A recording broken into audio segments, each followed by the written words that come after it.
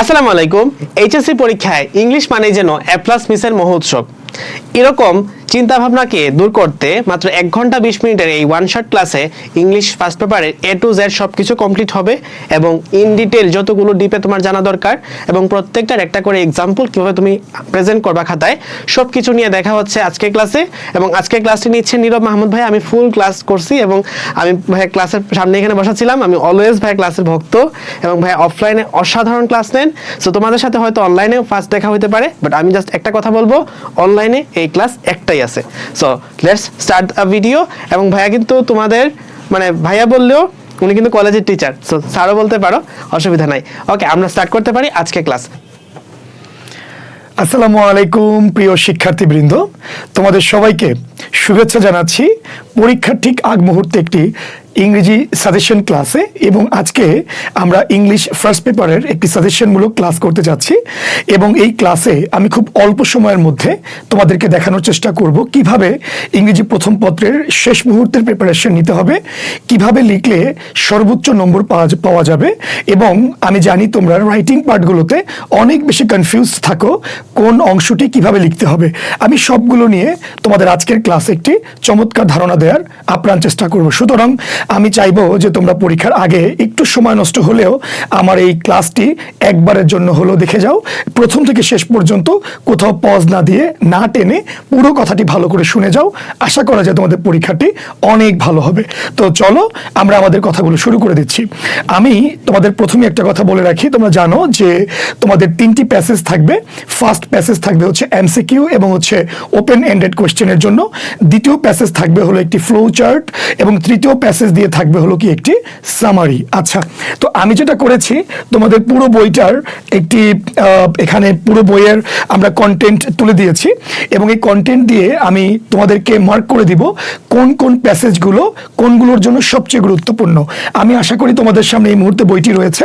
So তুমি চাইলে আমার সাথে সাথে বইটা হাতে নিয়ে সুন্দরভাবে তুমি মার্কিং করে ফেলতে পারো। ওকে, এবং এরপরে প্রত্যেকটি প্যাসেজ কিভাবে লিখবো, আমরা ওপেন এন্ডেড কোয়েশ্চেন কিভাবে লিখলে নম্বরগুলো পাবো, সামারি কিভাবে লিখতে হয়, ফ্লো চার্ট কিভাবে লিখবো, কোথায় ভুল করে করা যাবে না, সর্বশেষ মুহূর্তের কথাগুলো কিন্তু তোমাদেরকে আমি সুন্দর করে বুঝিয়ে বলবো। লেটস গো, চলো আমরা শুরু করি। সুতরাং আমরা এখানে এমন কেউ থাকবো না যে লাইক আমরা এখানে একটা ভালো সাজেশন পেলাম তারপরে হচ্ছে আমরা স্কিপ করে গেলাম। নো, কারণ হচ্ছে সাজেশনের পাশাপাশি আমি প্রত্যেকটি জিনিস কিভাবে লিখতে হবে তাও কিন্তু তোমাদেরকে সুন্দর করে দেখিয়ে দিব। চলো আমরা দেখতে পাচ্ছি প্রথমত ইউনিট অন। আচ্ছা, ইউনিট অনের মধ্যে আমরা 4টা লেসন দেখতে পাচ্ছি, বাট তোমাদের জন্য এই 4টা লেসন গুরুত্বপূর্ণ নয়। আমি মনে করি এই 4টি লেসনের মধ্যে তোমাদের সবচেয়ে বেশি গুরুত্ব দিবে হলো সিভিক এঙ্গেজমেন্ট। এই লেসনটাকে সবচেয়ে বেশি গুরুত্ব দিবে তোমরা, অর্থাৎ লেসন 4। এবং এই লেসন 4টি তোমাদের কাছে 3 ভাবে আসতে পারে। এটা এমসিকিউ শর্ট কোশ্চেনের জায়গায় আসতে পারে, এটা হচ্ছে তোমার ফ্লো চার্টেও আসতে পারে, আবার একইভাবে এটা তোমার সামারি কিন্তু থাকতে পারে। অতএব তোমরা সিভিক এঙ্গেজমেন্ট এটাকে তোমরা সর্বোচ্চ গুরুত্ব দিয়ে পড়বে ইউনিট 1 এর মধ্যে। এবং এর পাশাপাশি ইউনিট 1 এর তোমরা জানো এআই নামে বা এআই দিয়ে আর্টিফিশিয়াল ইন্টেলিজেন্স দিয়ে একটা চমৎকার প্যাসেজ তোমাদের আছে, অর্থাৎ 2 নম্বর প্যাসেজ লেসন 2। এটাকে তোমরা ডাবল স্টার দিতে পারো, অর্থাৎ এটা কিন্তু সিভিক এঙ্গেজমেন্টের মতো এতটা গুরুত্বপূর্ণ নয়, তবে এটাও গুরুত্বপূর্ণ। এটা আসলে কিন্তু অবাক হওয়ার কিছু নেই। তবে আমরা সবচেয়ে গুরুত্ব দিব হচ্ছে এখান থেকে হচ্ছে লেসন 4-কে এবং তারপরে গুরুত্ব দিব হলো আমরা লেসন 2-কে। আমি কি বুঝাতে পেরেছি? আর একবার বলছি, ইউনিট 1 থেকে আমরা জাস্ট 2টো লেসন পড়বো, আমরা লেসন 2 এবং লেসন 4, এর মধ্যে আবার লেসন 4-কে বেশি গুরুত্ব দিব, লেসন 2-কে লেসন 4-এর চেয়ে একটু কম গুরুত্ব দিব। তবে যদি লেসন 2 থেকে আসে, আমার কাছে মনে হচ্ছে এখানে ফ্লো চার্ট আসতে পারে, লেসন 2 থেকে ফ্লো চার্ট আসতে পারে, তবে লেসন 2 থেকে সামারি না আসার সম্ভাবনাই বেশি। লেসন 2 অর্থাৎ এআই থেকে ফ্লো চার্ট করতে পারো তোমরা, অথবা তোমরা হচ্ছে এখানে এমসিকিউ আসতে পারে, বাট দ্যাট মূল কথাটা হচ্ছে সামারি এখান থেকে আসবে না, সবচেয়ে বেশি গুরুত্বপূর্ণ ফ্লো চার্টের জন্য। এবং তোমরা লেসন 4টাকে দেখবা সবকিছুর জন্য, এমসিকিউ, ওপেন এন্ডেড কোয়েশ্চেন, তোমার হচ্ছে ফ্লো চার্ট এবং কি বলো সামারি। তো চলো, ইউনিট 1 আমাদের কমপ্লিট। একটি কথা খুবই গুরুত্বপূর্ণ, আমার কাছে মনে হচ্ছে ইউনিট 2 এবছর পরীক্ষার জন্য অনেক অনেক বেশি গুরুত্বপূর্ণ। আমি ইউনিট 2-কে কোনোভাবেই বাদ দিতে চাচ্ছি না। ইউনিট 2 এর প্রত্যেকটি ইউনিটকে আমি ট্রিপল স্টার আমি দিতে চাচ্ছি। এর কারণ হলো দুটো কারণ। তোমরা জানো যে প্রায় 7 বছর পরে বা তারও অনেক পরে তোমরা হলো ফুল সিলেবাসে পরীক্ষা দিচ্ছ, এবং তোমরা জেনে থাকবে এই বিগত এতগুলো বছর ইউনিট 2 কিন্তু তোমাদের ছিল না। সুতরাং অনেক বছর পরে যেহেতু ইউনিট 2 তোমাদেরকে ইনক্লুড করা হয়েছে সিলেবাসে, সো এখান থেকে পরীক্ষক বা প্রশ্নকর্তারা চাইবেন যে কিছু কোয়েশ্চেন তারা দিতে। তো ইউনিট 2 এর মধ্যে আমরা কি পড়বো খেয়াল করো। প্রথম কথা, ইউনিট 2 এর মধ্যে সবচেয়ে গুরুত্বপূর্ণ কোনটা এটা বলে আসি আগে। ক্রাফটকে আমরা ট্রিপল স্টার দিব, খুবই খুবই গুরুত্বপূর্ণ ক্রাফট। আমরা আর্টকে ট্রিপল স্টার দিব। আবার একটা বিষয় তোমরা অবাক হবে না, আর্টের ভেতরে নভেরা আহমেদ এবং এস এম সুলতান নামে কিন্তু এক্সট্রা দুটো কিন্তু প্যাসেজ আছে। তোমরা যে কাজটা করবে, নভেরা আহমেদ এবং এস এম সুলতানটাও ভালো করে দেখে যাবে। শুধু আর্ট রিলেটেড যে প্যাসেজটি আছে ওটা তো দেখবেই, নভেরা আহমেদ এবং এস এম সুলতান প্যাসেজটিও ভালো করে দেখবে, কারণ এই দুটো কিন্তু এবছর নতুনভাবে দেওয়া হয়েছে। সুতরাং যেহেতু তোমাদের বইতে একদম নতুন অ্যাড করা হয়েছে, এই দুটোকে অনেক বেশি গুরুত্ব সহকারে তোমরা কিন্তু দেখবে। ওকে, এবং ফোক মিউজিকের মধ্যে ফোক মিউজিককেও তোমরা ট্রিপল স্টার দিয়ে রাখবে। ফোক মিউজিক এর মধ্যে আছে, ফোক মিউজিক এর ক্রাইটেরিয়া রয়েছে, ক্যারেক্টারিস্টিক্স রয়েছে, ফোক মিউজিক কাকে বলে তা রয়েছে। এই ফোক মিউজিকের সাথে তোমরা লালন শাহটাও দেখবে একটু কষ্ট করে। আমি আবারও বলছি, তোমরা ইউনিট 2 এর লেসন 2, লেসন 3, লেসন 4 তিনটাকে সমানভাবে গুরুত্ব দিয়ে পড়বে। আবারও বলছি, ইউনিট 2 থেকে প্রশ্ন আসার সম্ভাবনা অনেক বেশি। এর মধ্যে আমি একটু ক্লিয়ার করছি, ফোক মিউজিক থেকে বেশিরভাগ প্রশ্ন আসতে পারে ফ্লো চার্ট। আবারও বলছি, ফোক মিউজিক থেকে ফ্লো চার্টের জন্য বেশি গুরুত্বপূর্ণ ফোক মিউজিক। আচ্ছা, নভেরা আহমেদ, এস এম সুলতান, আর্ট এবং ক্রাফট, এই চারটাকে তোমরা এমসিকিউ, ওপেন এন্ডেড কোয়েশ্চেন এবং ফ্লো চার্ট এই দুটোর জন্য অনেক বেশি গুরুত্ব দিয়ে পড়বে। আমি কি বোঝাতে পেরেছি? আচ্ছা, এবার চলো হচ্ছে ইউনিট নাম্বার 3। আমার কাছে মনে হচ্ছে ইউনিট 3 তোমাদের 1 নম্বর প্যাসেজের জন্য গুরুত্বপূর্ণ নয়, অর্থাৎ এমসিকিউ এবং ওপেন এন্ডেড কোয়েশ্চেনের জন্য এটা গুরুত্বপূর্ণ খুব একটা নয়। তবে গুরুত্বপূর্ণ হচ্ছে, আমার কাছে মনে হচ্ছে ইউনিট 3 থেকে তোমার ফ্লো চার্ট, আবারও বলছি ইউনিট 3 থেকে ফ্লো চার্ট এবং সামারি চলে আসতে পারে। এটা দেখলে অবাক হওয়ার কিছু নেই। ইউনিট 2 থেকে ফ্লো চার্ট এবং সামারি অনেক অনেক গুরুত্বপূর্ণ। তার মধ্যে আবার যেমন ধরো 1 নম্বরে রয়েছে বেহুলা থেকে তোমার ফ্লো চার্ট আসতে পারে। বেহুলা থেকে বেহুলার পরিচয় নিয়ে ফ্লো চার্ট আসতে পারে, অথবা হচ্ছে বেহুলা যে তার হাজব্যান্ডের জীবন বাঁচানোর জন্য যে একটা ডেঞ্জারাস পেরিলাস যে জার্নি করেছিল অ্যাবোর্ড অফ দ্য গডস, অর্থাৎ তোমার ইয়ার কাছে, অর্থাৎ তার গডের যে তীর্থস্থানের কাছে, এটা নিয়ে একটা ফ্লো চার্ট কিন্তু থাকতে পারে, এবং পাশাপাশি সামারিও থাকতে পারে। এরপরে আসো ইকারাস বা ইকারুস বা ইকারাস, যাই বলি না কেন, যেভাবে কোনো প্রপার নাউন দুভাবে উচ্চারণ করা যায়, ইকারাস নিয়ে থাকতে পারে হচ্ছে গল্পে আলোচিত যে নামগুলো, তা দিয়ে তুমি একটা ফ্লো চার্ট করো। ঠিক আছে, এখানে হচ্ছে কিং মাইনস রয়েছে, ঠিক আছে, এই যে তোমার মিনিটার রয়েছে, ওই যে তোমার বিস্ট যেটা ছিল, তোমরা বুঝতে পারছো আমার কথাগুলো শুনে, এটা দিয়ে ফ্লো চার্ট আসতে পারে, এবং ইকারাস দিয়ে কিন্তু তোমার কিন্তু সামারিও আসতে পারে। এরপরে আসো the legend of Gazi. The legend of Gazi যেহেতু অনেকবার ইতিপূর্বে এসে গেছে, আমার কাছে মনে হয় এই চারটার মধ্যে সবচেয়ে গুরুত্বপূর্ণ ইকারুস এবং খনা। এই খনাটাও অনেক গুরুত্বপূর্ণ। যেমন ধরো হচ্ছে আমরা জানি খনার পরিচয় দিয়ে ফ্লো চার্ট আসতে পারে, বা হচ্ছে খনার হচ্ছে অনেক ভালো ভালো চরিত্র, বা খনার হচ্ছে কিছু বৈশিষ্ট্য, হ্যাঁ, এগুলো দিয়ে তোমার কিন্তু ফ্লো চার্ট কিন্তু চলে আসতে পারে। তার মানে আমার মূল কথা হচ্ছে ইউনিট নাম্বার 3 কে তোমরা রাখবে হচ্ছে ফ্লো চার্টের জন্য এবং সামারির জন্য। চলে আসো ইউনিট নাম্বার 4। ইউনিট নাম্বার 4 কেও আমি অত্যন্ত গুরুত্ব দিয়ে দেখব। ইউনিট 4 এর সব পড়তে হবে না। ইউনিট 4 এর এখানে আমরা পড়বো just I have a dream.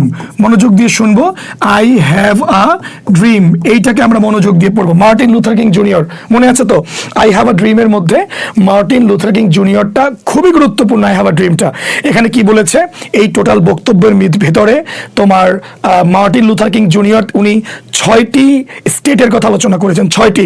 1 নম্বরে বলেছেন জর্জিয়ার ওই লাল পাহাড়ে তিনি দেখতে চেয়েছেন যে black boys black girls, white boys white গার্লসের মধ্যে একটা ভ্রাতৃত্বের সম্পর্ক দেখতে চেয়েছেন।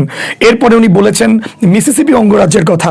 উনি বলেছেন মিসিসিপিতে আমরা দেখতে চাই কি বলো, Oasis of freedom and justice. অর্থাৎ মিসিসিপি অঙ্গরাজ্যটি একটি স্বাধীন এবং একটি ন্যায় বিচারের ওয়েসিস হিসেবে প্রতিষ্ঠিত হবেন বলে উনি কিন্তু চেয়েছিলেন।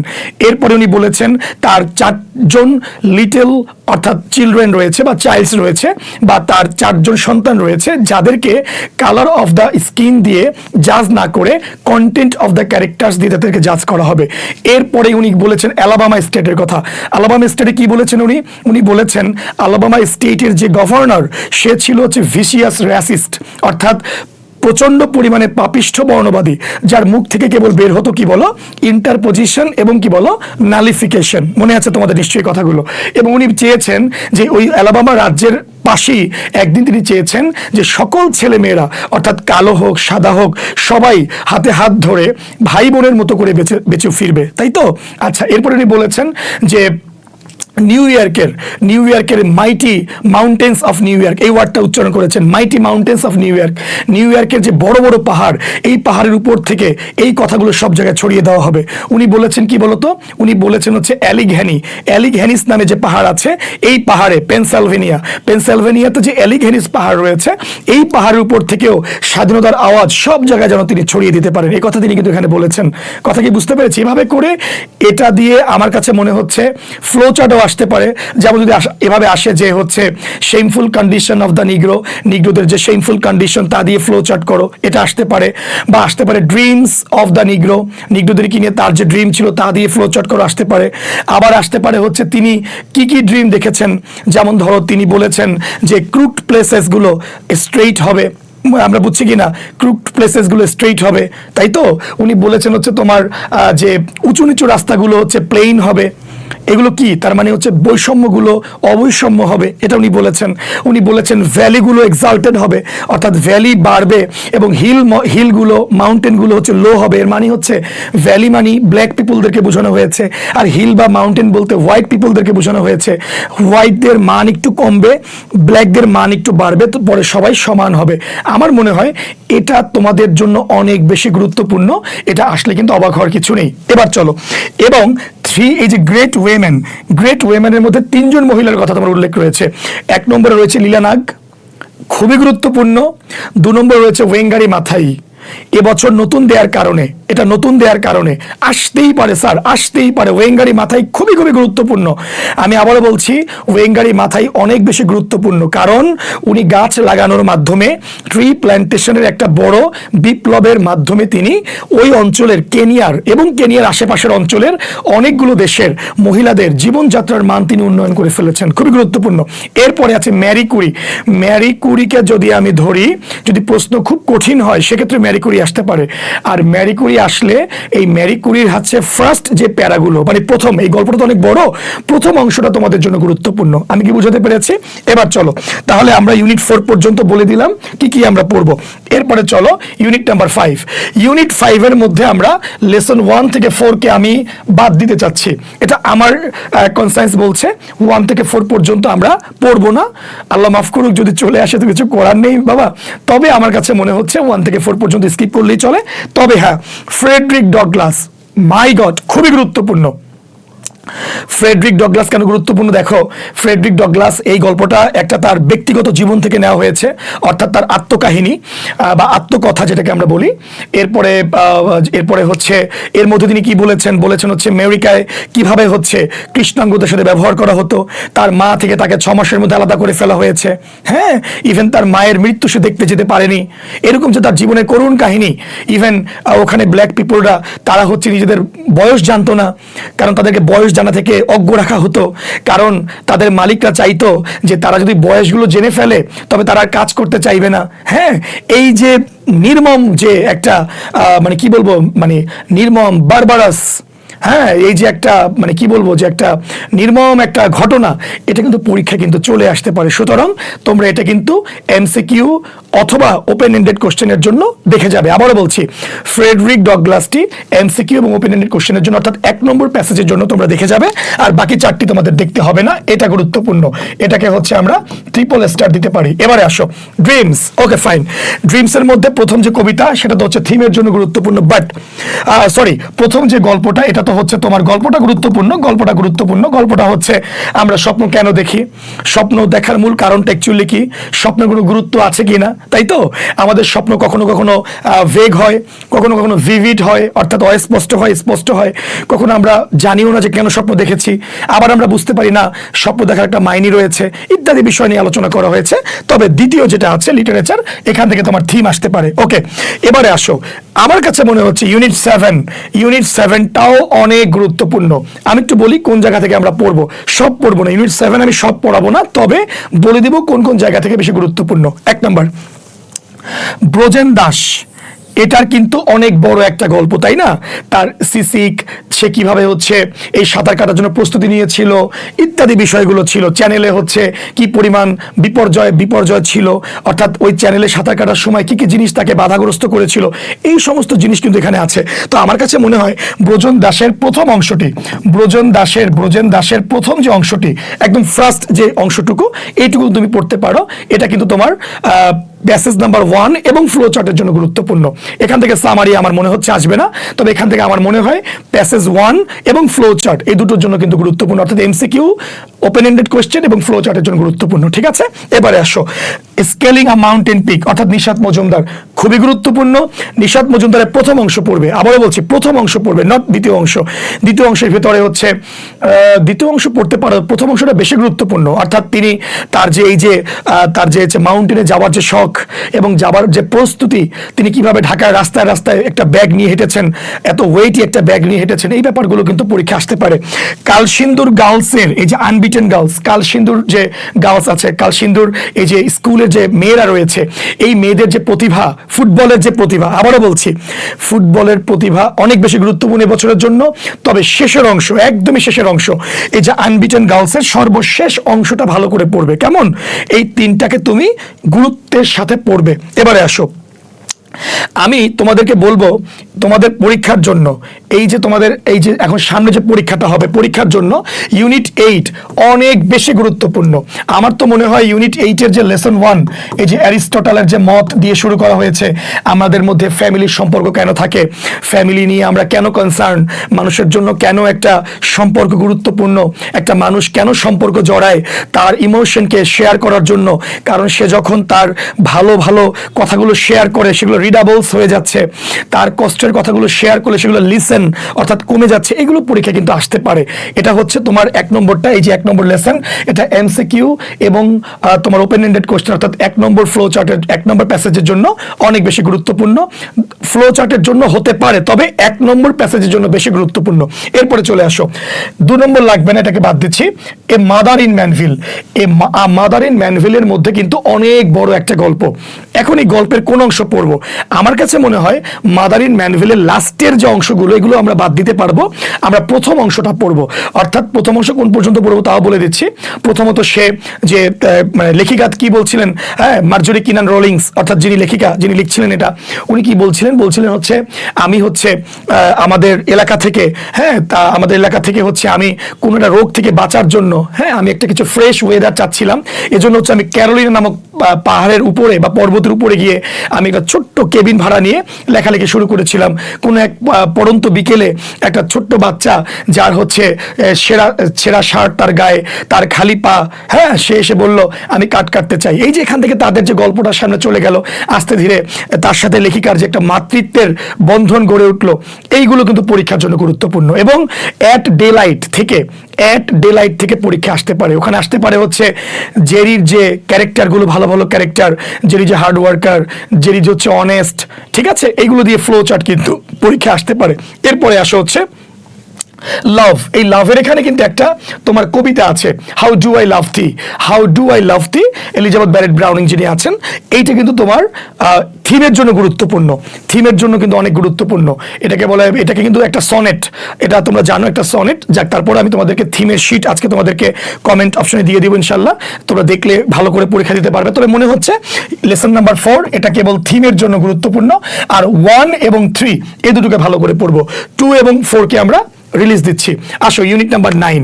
ইউনিট নাম্বার 9 এর মধ্যে আমার কাছে মনে হচ্ছে লেসন 2টা হচ্ছে বেশি গুরুত্বপূর্ণ। লেসন 2 এটা বেশি গুরুত্বপূর্ণ এবং এখানে কিন্তু ফ্লো চার্ট আসতে পারে, এখানে হচ্ছে ফ্লো চার্ট আসতে পারে এবং হচ্ছে এমসিকিউ এবং হচ্ছে ওপেন এন্ডেড। এখান থেকে সামারি আসার সম্ভাবনা আমার মনে হচ্ছে নেই, এখান থেকে সামারি আসবে না, আসলে হচ্ছে ফ্লো চার্ট অথবা হচ্ছে এমসিকিউ এবং হচ্ছে ওপেন এন্ডেড কোশ্চেন।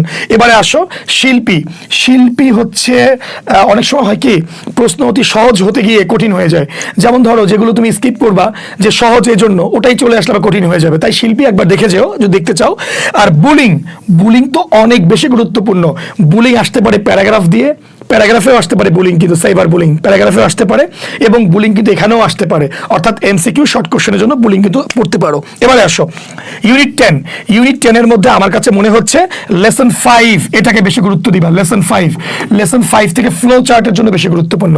কনজিউমারিজম, মানুষ কেন অর্থ ব্যয় করে, অর্থ কেন খরচ করে, আবার অর্থগুলো কোথায় কোথায় খরচ করে, অতিরিক্ত অর্থ খরচ করা তার জন্য একটা হার্মফুল বিষয়, এইগুলো বিষয় নিয়েই হচ্ছে আসলে মূলত কথাটা বলা। এবং উনি লাস্ট পর্যন্ত বলে দিয়েছেন যে হচ্ছে অতিরিক্ত খরচ করা একটা সাইকোলজিক্যাল প্রবলেম হিসেবে দাঁড়িয়ে যায়, তাই হচ্ছে তোমরা যে খুব ভালো ভালো অ্যাডভার্টাইজমেন্ট দেখে তোমরা হচ্ছে ওখানে তোমরা বুধ হয়ে বেশি বেশি কেনাকাটা করবে না, কারণ এগুলো একসময় কেনাকাটা করতে করতে কিন্তু মানুষ ঋণে জড়িয়ে যায়, রাইট? এই কথাটা এখানে বলা হয়েছে, ফ্লো চার্টের জন্য গুরুত্বপূর্ণ। এরপরে আসো ইউনিট 11। ইউনিট 11 এর মধ্যে আমার কাছে মনে হচ্ছে stories from Gaza. Stories from Gaza দিয়ে তোমার এমসিকিউ থাকবে না, আবারও বলছি এমসিকিউ থাকবে না, ওপেন এন্ডেড কোশ্চেন থাকবে না, তবে স্টোরি অফ গাজা দিয়ে সামারির জন্য খুবই খুবই গুরুত্বপূর্ণ। স্টোরি অফ গাজায় বিশেষ করে 3টা মানুষের কথা রয়েছে, তিনজন মানুষের মন্তব্য রয়েছে, এই 3টার যে কোনো একটা কিন্তু তোমার এখানে কিন্তু চলে আসতে পারে সামারির জন্য, অতএব খুবই গুরুত্বপূর্ণ। ফ্লোচার্টও আসতে পারে, সামারি আসার সম্ভাবনা খুব বেশি। এরপরে চলে আসো, আর বাকি দুটো আমার কাছে মনে হচ্ছে পড়ার দরকার মনে হচ্ছে নেই, এখান থেকে জাস্ট তুমি লেসন 3টা পড়লে চলবে। এবার আসো unit 12, last but not the least. এখান থেকে মনে হচ্ছে ওয়াটার এভরিওয়্যার এবছরের জন্য অনেক অনেক গুরুত্বপূর্ণ। এবং গ্রেটা ইফেক্ট। গ্রেটা ইফেক্ট কি দ্বারা বলা হয়েছে? এনভায়রনমেন্টকে রক্ষা করা। আবারও বলছি গ্রেটা ইফেক্ট কেন গুরুত্বপূর্ণ?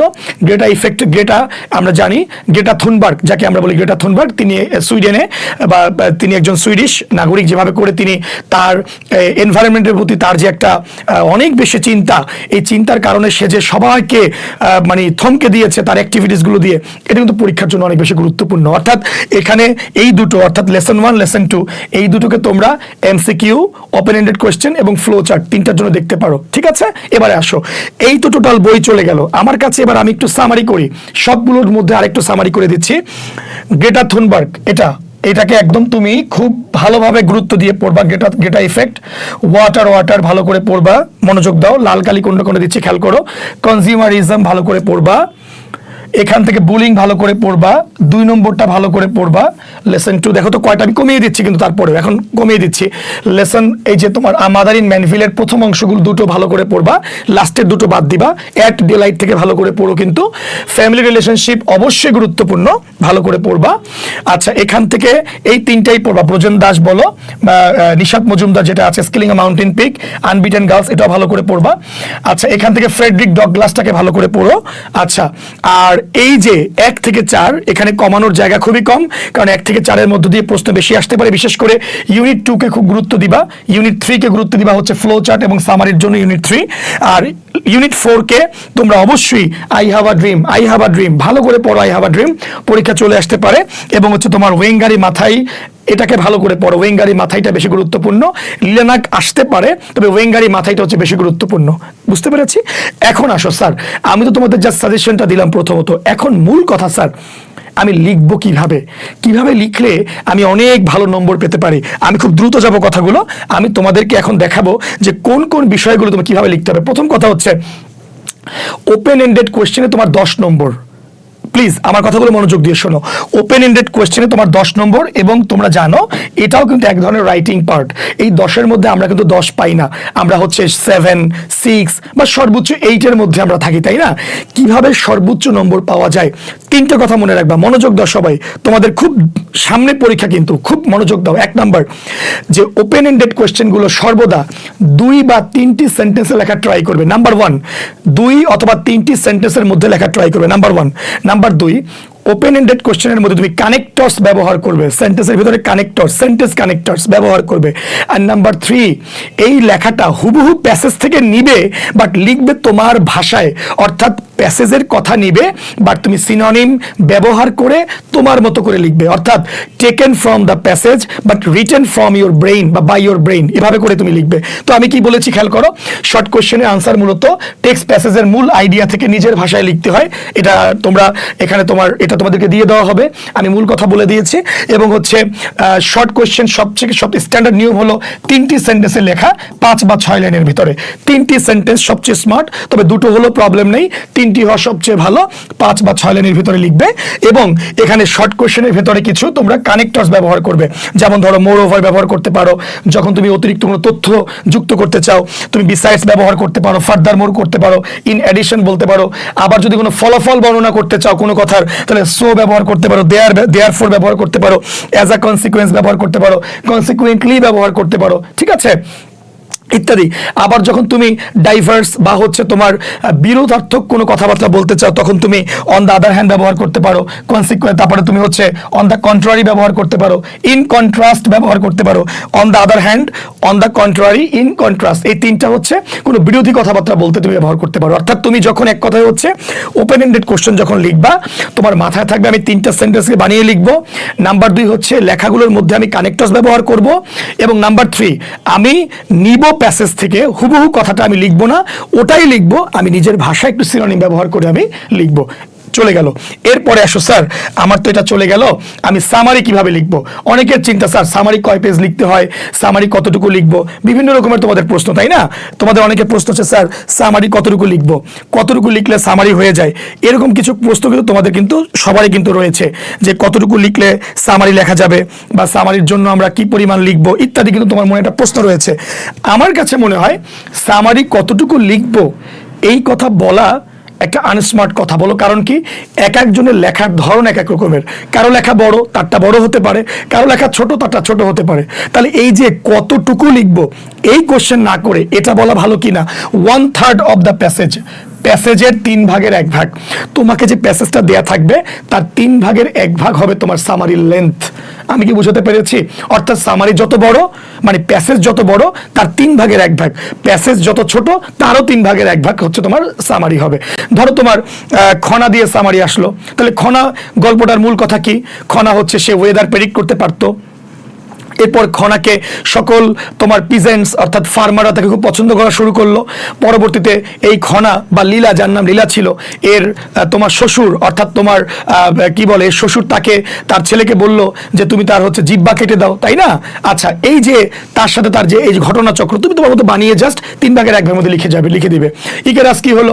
ইকেরাস হচ্ছে যে তোমার ওই অঞ্চলের ক্রিট যে তার অঞ্চলটা ছিল বা দ্বীপ, এই দ্বীপের যে তোমার রাজা, হ্যাঁ, এই যে মাইনস, সে দেখলো একটা বড় রকমের একটা বিস্ট, অর্থাৎ যার হাফ ম্যান হাফ বুল, অর্ধেক মানুষ অর্ধেক তার হচ্ছে তোমার পাশবিক একটা ব্যাপার।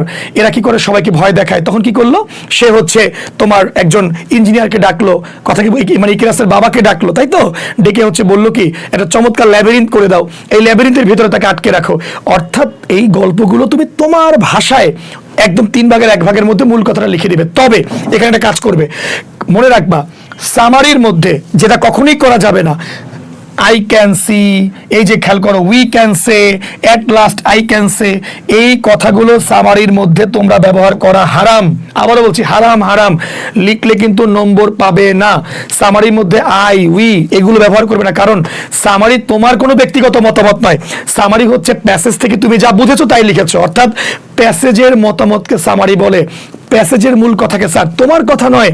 অতএব I can say, we can say এই কথাগুলো সামারিতে তোমাকে ব্যবহার করা যাবেই না। বুঝতে পেরেছো? আরেকটা কথা, সামারির শেষে কোনো মরাল অফ দ্য প্যাসেজ এগুলো লিখবা না। অতএব আমরা বুঝতে পারলাম, এই যে কি খনা থেকে বুঝতে গেলাম মানুষ খুবই স্বার্থপর হয়, তোমাকে জিজ্ঞেস করছে, নো এটা তুমি লিখবা না। অথবা তুমি বলতে পারলা যে হচ্ছে লিজেন্ড অফ গাজীতে কি বলতে পারো, অতএব বুঝতে পারলাম যে হচ্ছে দক্ষিণবঙ্গে আজকে ইসলাম প্রচারের ক্ষেত্রে কার অবদান বেশি, গাজী পীরের অবদান বেশি, বলতে বলেছেন নো।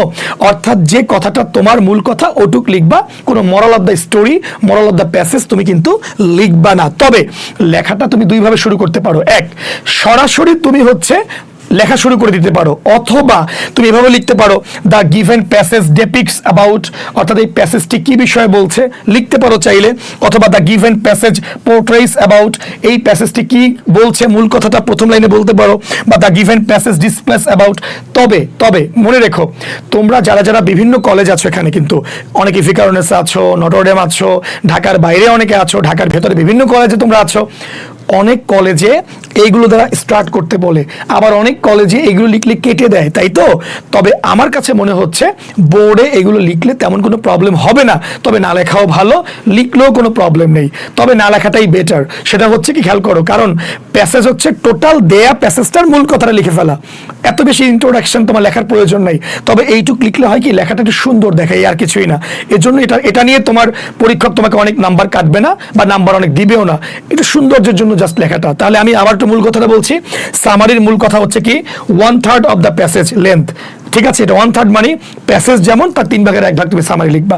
সামারির মধ্যে কোনো ব্যক্তিগত মতামত দেওয়া যাবে না, সামারির মধ্যে কোনো তোমার মোরাল অফ দ্য প্যাসেজ লেখা যাবে না, এবং সামারিটা শুরু 3 ভাবে করতে পারো, এভাবে করেও করতে পারো, আবার চাইলে ডিরেক্টলি তুমি সামারি লেখা শুরু করে দিতে পারো। তবে উপরে লিখবা না সামারি লিখে একটা দাগ দিলা, no no no no, just answer to the question number 3 লিখে তুমি সামারি লেখা শুরু করে দিবা, আবার লিখবা সামারি দাগ দিবা, নো, কোনো দরকার নাই, just answer to the question number 3 লিখে তুমি সামারি লেখা শুরু করে দাও। ওকে, এবারে আসো, তোমরা অনেকে ফ্লো চার্টে ভুল করো, কারণ বাবারা দেখো, ফ্লো চার্টে 10 নম্বর একটু ভুলের কারণে 10-এর মধ্যে কিন্তু 0 পেয়ে বসে থাকবা।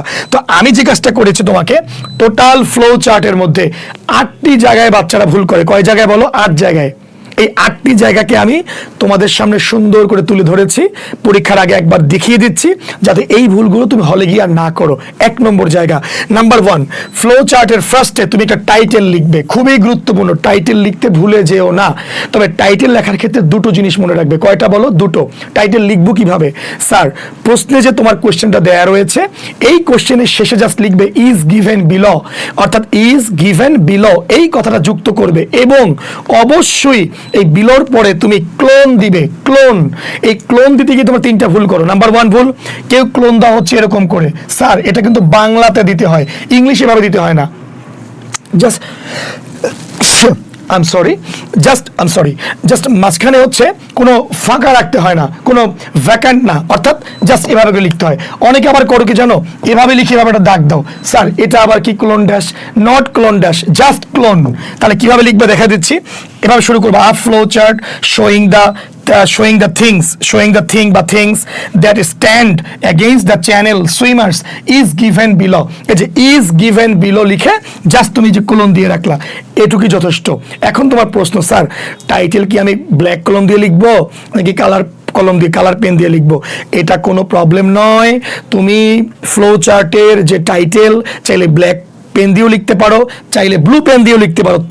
তবে যেহেতু পরীক্ষকদের বিভিন্ন রকমের মানসিকতা, বিভিন্ন রকমের মানুষ, তাদের মানসিকতা অনেক রকমের হয়ে থাকে, সো তুমি ব্ল্যাক মানে তুমি কালারে যেও না, তুমি ব্ল্যাকেই থাকো, কারণ অতিরিক্ত কালারফুল করতে গেলে এটা আবার অনেকের চক্ষু চড়ক হয়ে যায়। সো এই কারণে তোমরা এটাকে ব্ল্যাক দিয়ে লিখলেই হয়ে গেল। তাহলে 1 নম্বর কথা কি বললাম? টাইটেল, ভুলে যেও না, টাইটেল কিন্তু লিখতে হবে। স্টার্ট করবা ফ্লো চার্ট লিখে, যেটা দেয়া আছে তা লিখবা, প্রশ্নে লাস্টে গিয়ে লিখবা ইজ গিভেন বিলো, এবং অবশ্যই তুমি ক্লোন দিবা। নাম্বার 1। 2 নম্বর বাচ্চারা ভুল করে, সেটা কি, অনেকে 5টা বক্স করে, অনেকে 4টা বক্স করে, অনেকে বেশি বক্স করে ফেলে দেয়। নো, বক্স করবে হলো 6টি, খুবই গুরুত্বপূর্ণ। একটা বক্স তো তোমাকে দেওয়াই থাকবে প্রশ্নের মধ্যে, ওটা সহ 6টি, অর্থাৎ বক্স মানে কোশ্চেন দেওয়া বক্স ছাড়া 5টি, টোটাল বক্স হচ্ছে কি বলো 6টি। আচ্ছা, এবং এই 6টি বক্স তুমি 2 ভাবে করতে পারো। তুমি চাইলে হরিজন্টালি করতে পারো, অর্থাৎ হরিজন্টালি করতে পারো, তুমি চাইলে হচ্ছে ভার্টিক্যালিও করতে পারো। হরিজন্টালি মানে কি বলো, বাম থেকে ডানে, এই যে এইটা হচ্ছে হরিজন্টালি। আর ভার্টিক্যালি মানে কি বলো, উপর থেকে নিচে ভার্টিক্যালি। এখন কথা হচ্ছে, স্যার তুমি যখন কলেজ পরীক্ষা দিয়েছো, যেমন ধরো ভিকারুননিসা নটরডেম কলেজে, তারা কিন্তু হরিজন্টালি করতে বলে, অন্যভাবে করলে তারা কিন্তু নাম্বারটা কিন্তু কেটে দেয়। আবার দেখবা আইডিয়াল কলেজ, মতিঝিল আইডিয়াল কলেজে কিন্তু আবার ভার্টিক্যালিও করতে বলে, হরিজন্টালি করতে বলে, যেভাবে করে পারো। আবার আদমজি ক্যান্টনমেন্ট আর একভাবে করতে বলে। কিন্তু যেহেতু আমি অফলাইনে বিভিন্ন জায়গাতে পড়ে, আলহামদুলিল্লাহ, এই বিভিন্ন কলেজের ব্যাপারগুলো আমি মোটামুটি হলে একটু হলো জানি। তো যে কথাটা বলছিলাম, খেয়াল করো, তুমি মানে বোর্ড পরীক্ষা কিভাবে লিখবে, একটা কথা তোমাদেরকে বলি, ফ্লো চার্ট কোন দিকে যাবে এটা নিয়ে অনেক দ্বন্দ্ব না, এটা কোনো দ্বন্দ্বের কারণই না। ফ্লো মানে কি? প্রবাহমান হওয়া, তাই তো? ইনফরমেশনকে প্রবাহ করছো, তাই না? পৃথিবীতে ভাষা তিনভাবে প্রবাহ হয়। এক হচ্ছে বাম থেকে ডানে, যেমন বাংলা, যেমন ইংলিশ আমরা বাম থেকে ডানে লিখতে লিখতে যাই। দ্বিতীয়, ডান থেকে বামে, যেমন অ্যারাবিক, ফার্সি, উর্দু, ডান থেকে আমরা বামে লিখতে লিখতে আসি। আরেকটা ভাষা উপর থেকে নিচে যায়, যেমন ম্যান্ডারিন, চাইনিজ যে ভাষাটা, ভাই নিচ থেকে উপরে কোনো ভাষা ওঠে না। তাহলে ভাষার ফ্লো কয়ভাবে হয়? তিনভাবে না? তাহলে ফ্লো চার্টও তিনভাবেই করা যেতে পারে। এখন তোমার প্রশ্ন হচ্ছে স্ট্যান্ডার্ড কোনটা? স্যার তুমি কোন ভাষার ফ্লো চার্ট করছো? ম্যান্ডারিন ভাষার, নাকি অ্যারাবিক ভাষা, নাকি ইংলিশ ভাষার? ইংলিশ। এখন হলো ইংলিশের ফ্লো কোন দিক থেকে হয়? বাম থেকে ডানে, হরিজন্টালি। তাই তোমার হরিজন্টালি করা সবচেয়ে বেশি স্মার্ট। সবাই মনে হয় বুঝতে পেরে গেছে কথাটা কিন্তু। তাহলে এইটা নিয়ে এত বেশি ঝগড়া করা কিছু নাই। আরে ভাই, সবচেয়ে বড় কথা হচ্ছে আমরা এমন সিলি বিষয় নিয়ে ঝগড়া করি, মূল বিষয়টি হারিয়ে যায়। সুতরাং তোমরা হরিজন্টালি করা ট্রাই করবা, ভার্টিক্যালি করলেও ভুল না, তবে হরিজন্টালি করা সবচেয়ে ভালো। এখন প্রশ্ন, স্যার হরিজন্টালি করলে তো এক পেজে 6টা তো আটে না, বা 6টা করা যায় না। কে বলেছে করা যায় না? করা যায়। তুমি এই দিকে ছোট করে এই দিকে লম্বা করে দাও না, তবেই তো করা যায়। তুমি যদি এত বড় লম্বা না করে উপরে ছোট করে এই দিকে লম্বা করে দাও, দেখবা 6টা অবশ্যই করা যাবে। কথা কি বুঝতে পেরেছো? এবং এই বক্সগুলো করবা পেন্সিল দিয়ে। ওকে, আসো 3 নাম্বার যে ভুলটা করবা, বক্সের মধ্যে অনেকে নাম্বারিং করে না। অনেকেই নাম্বারিং করবা না ভুলে। পরীক্ষার মধ্যে অনেক টেনশন, কোনো টেনশন নাই, নাম্বারিং তোমাকে করতেই হবে। নাম্বারিং করবে কিন্তু পেন দিয়ে, পেন বক্সের উপরে না। আবারও বলছি, বক্সের উপরে না, বক্সের মধ্যে নাম্বারিং করবা। যেমন ধরো আমি তোমাদেরকে একটু দেখিয়ে দিচ্ছি। ধরো এই যে বক্স আছে না, এখানে লিখবা 1, এখানে 2, এখানে 3, এখানে 4, এই যে 5, এই যে 6। এখন অনেকে করবে কি জানো? নাম্বারিং করে আবার স্টাইল করবে। এখানে 1 কে আবার গোল্লা, 2 কে আবার গোল্লা, 3 কে আবার গোল্লা। তোমরা কে করতে বলেছে এগুলা? অনেকে আবার দেখবা 4 এর পর এভাবে দিবে, আবার যদি অনেকে দেখবা এইভাবে দিবে। মানে কাজ না থাকলে যা হয়। আরে ভাই, মানুষ লেখে দিশা পাচ্ছে না, আর তুমি এখানে বাবা বক্স কিভাবে আঁকবা তা নিয়ে তুমি চিন্তা করতেছো। জাস্ট নাম্বারগুলো লিখে দিবা, কোনো ফোঁটা কোনো দাগ কিচ্ছু তুমি দিবা না। তবে নাম্বার না করলে কিন্তু, নাম্বারিং না দিলে কিন্তু একদম 0 পেয়ে বসে থাকবা। তাহলে আসো 3 নাম্বার ভুল, নাম্বারিং কিন্তু অবশ্যই করবা। 4 নাম্বার, বক্সগুলোর মধ্যে অ্যারো সাইন দিবা। বিলিভ মি, এতবার অফলাইনে বলি, বা অফলাইন মানে অন ক্যাম্পাস, অফলাইন বলবা না, কথাটা হচ্ছে অনলাইন এবং অন ক্যাম্পাস। অফলাইন না বলে অন ক্যাম্পাস বলা বেশি স্মার্ট। যাক, হোয়াট এভার। এতবার ক্লাসের মধ্যে বলি যে বাপ অবশ্যই অ্যারো চিহ্ন দিও, যেটা বেশি করে বলি ওইটা না দিয়ে চলে আসে। আমার মেয়ের মতো, আমার মেয়ে না বললে নয়, আম্মু মুখে আঙ্গুল দিও না, ও মা মুখে আঙ্গুল দিও না বলে পুরো হাত মুখের মধ্যে ঢুকাই দেয়। তো আমি এবার নিয়ত করছি, ভাবে বলি আম্মু মুখে আঙ্গুল দাও, এখন আর দেয় না। কারণ বাচ্চাদেরকে যেটা মানা করবো ওইটা বেশি করে করে, আর যেটা করতে বলবা ওটা তো মোটে করেই না। আচ্ছা, তাহলে আমি চিন্তা করছি যে ওরে মুখে আঙ্গুল দেওয়া থেকে বিরত রাখতে যা বলা লাগে তাই বলবো। এখন থেকে বলি মামুনি মুখে আঙ্গুল দাও, তো বলে না দেবো না। মনে মনে ঠিকই তো আছে, তোমার তো এইটাই চাই আমি। যাক, হোয়াট এভার, আমি একটু অন্য ধারে চলে গেলাম।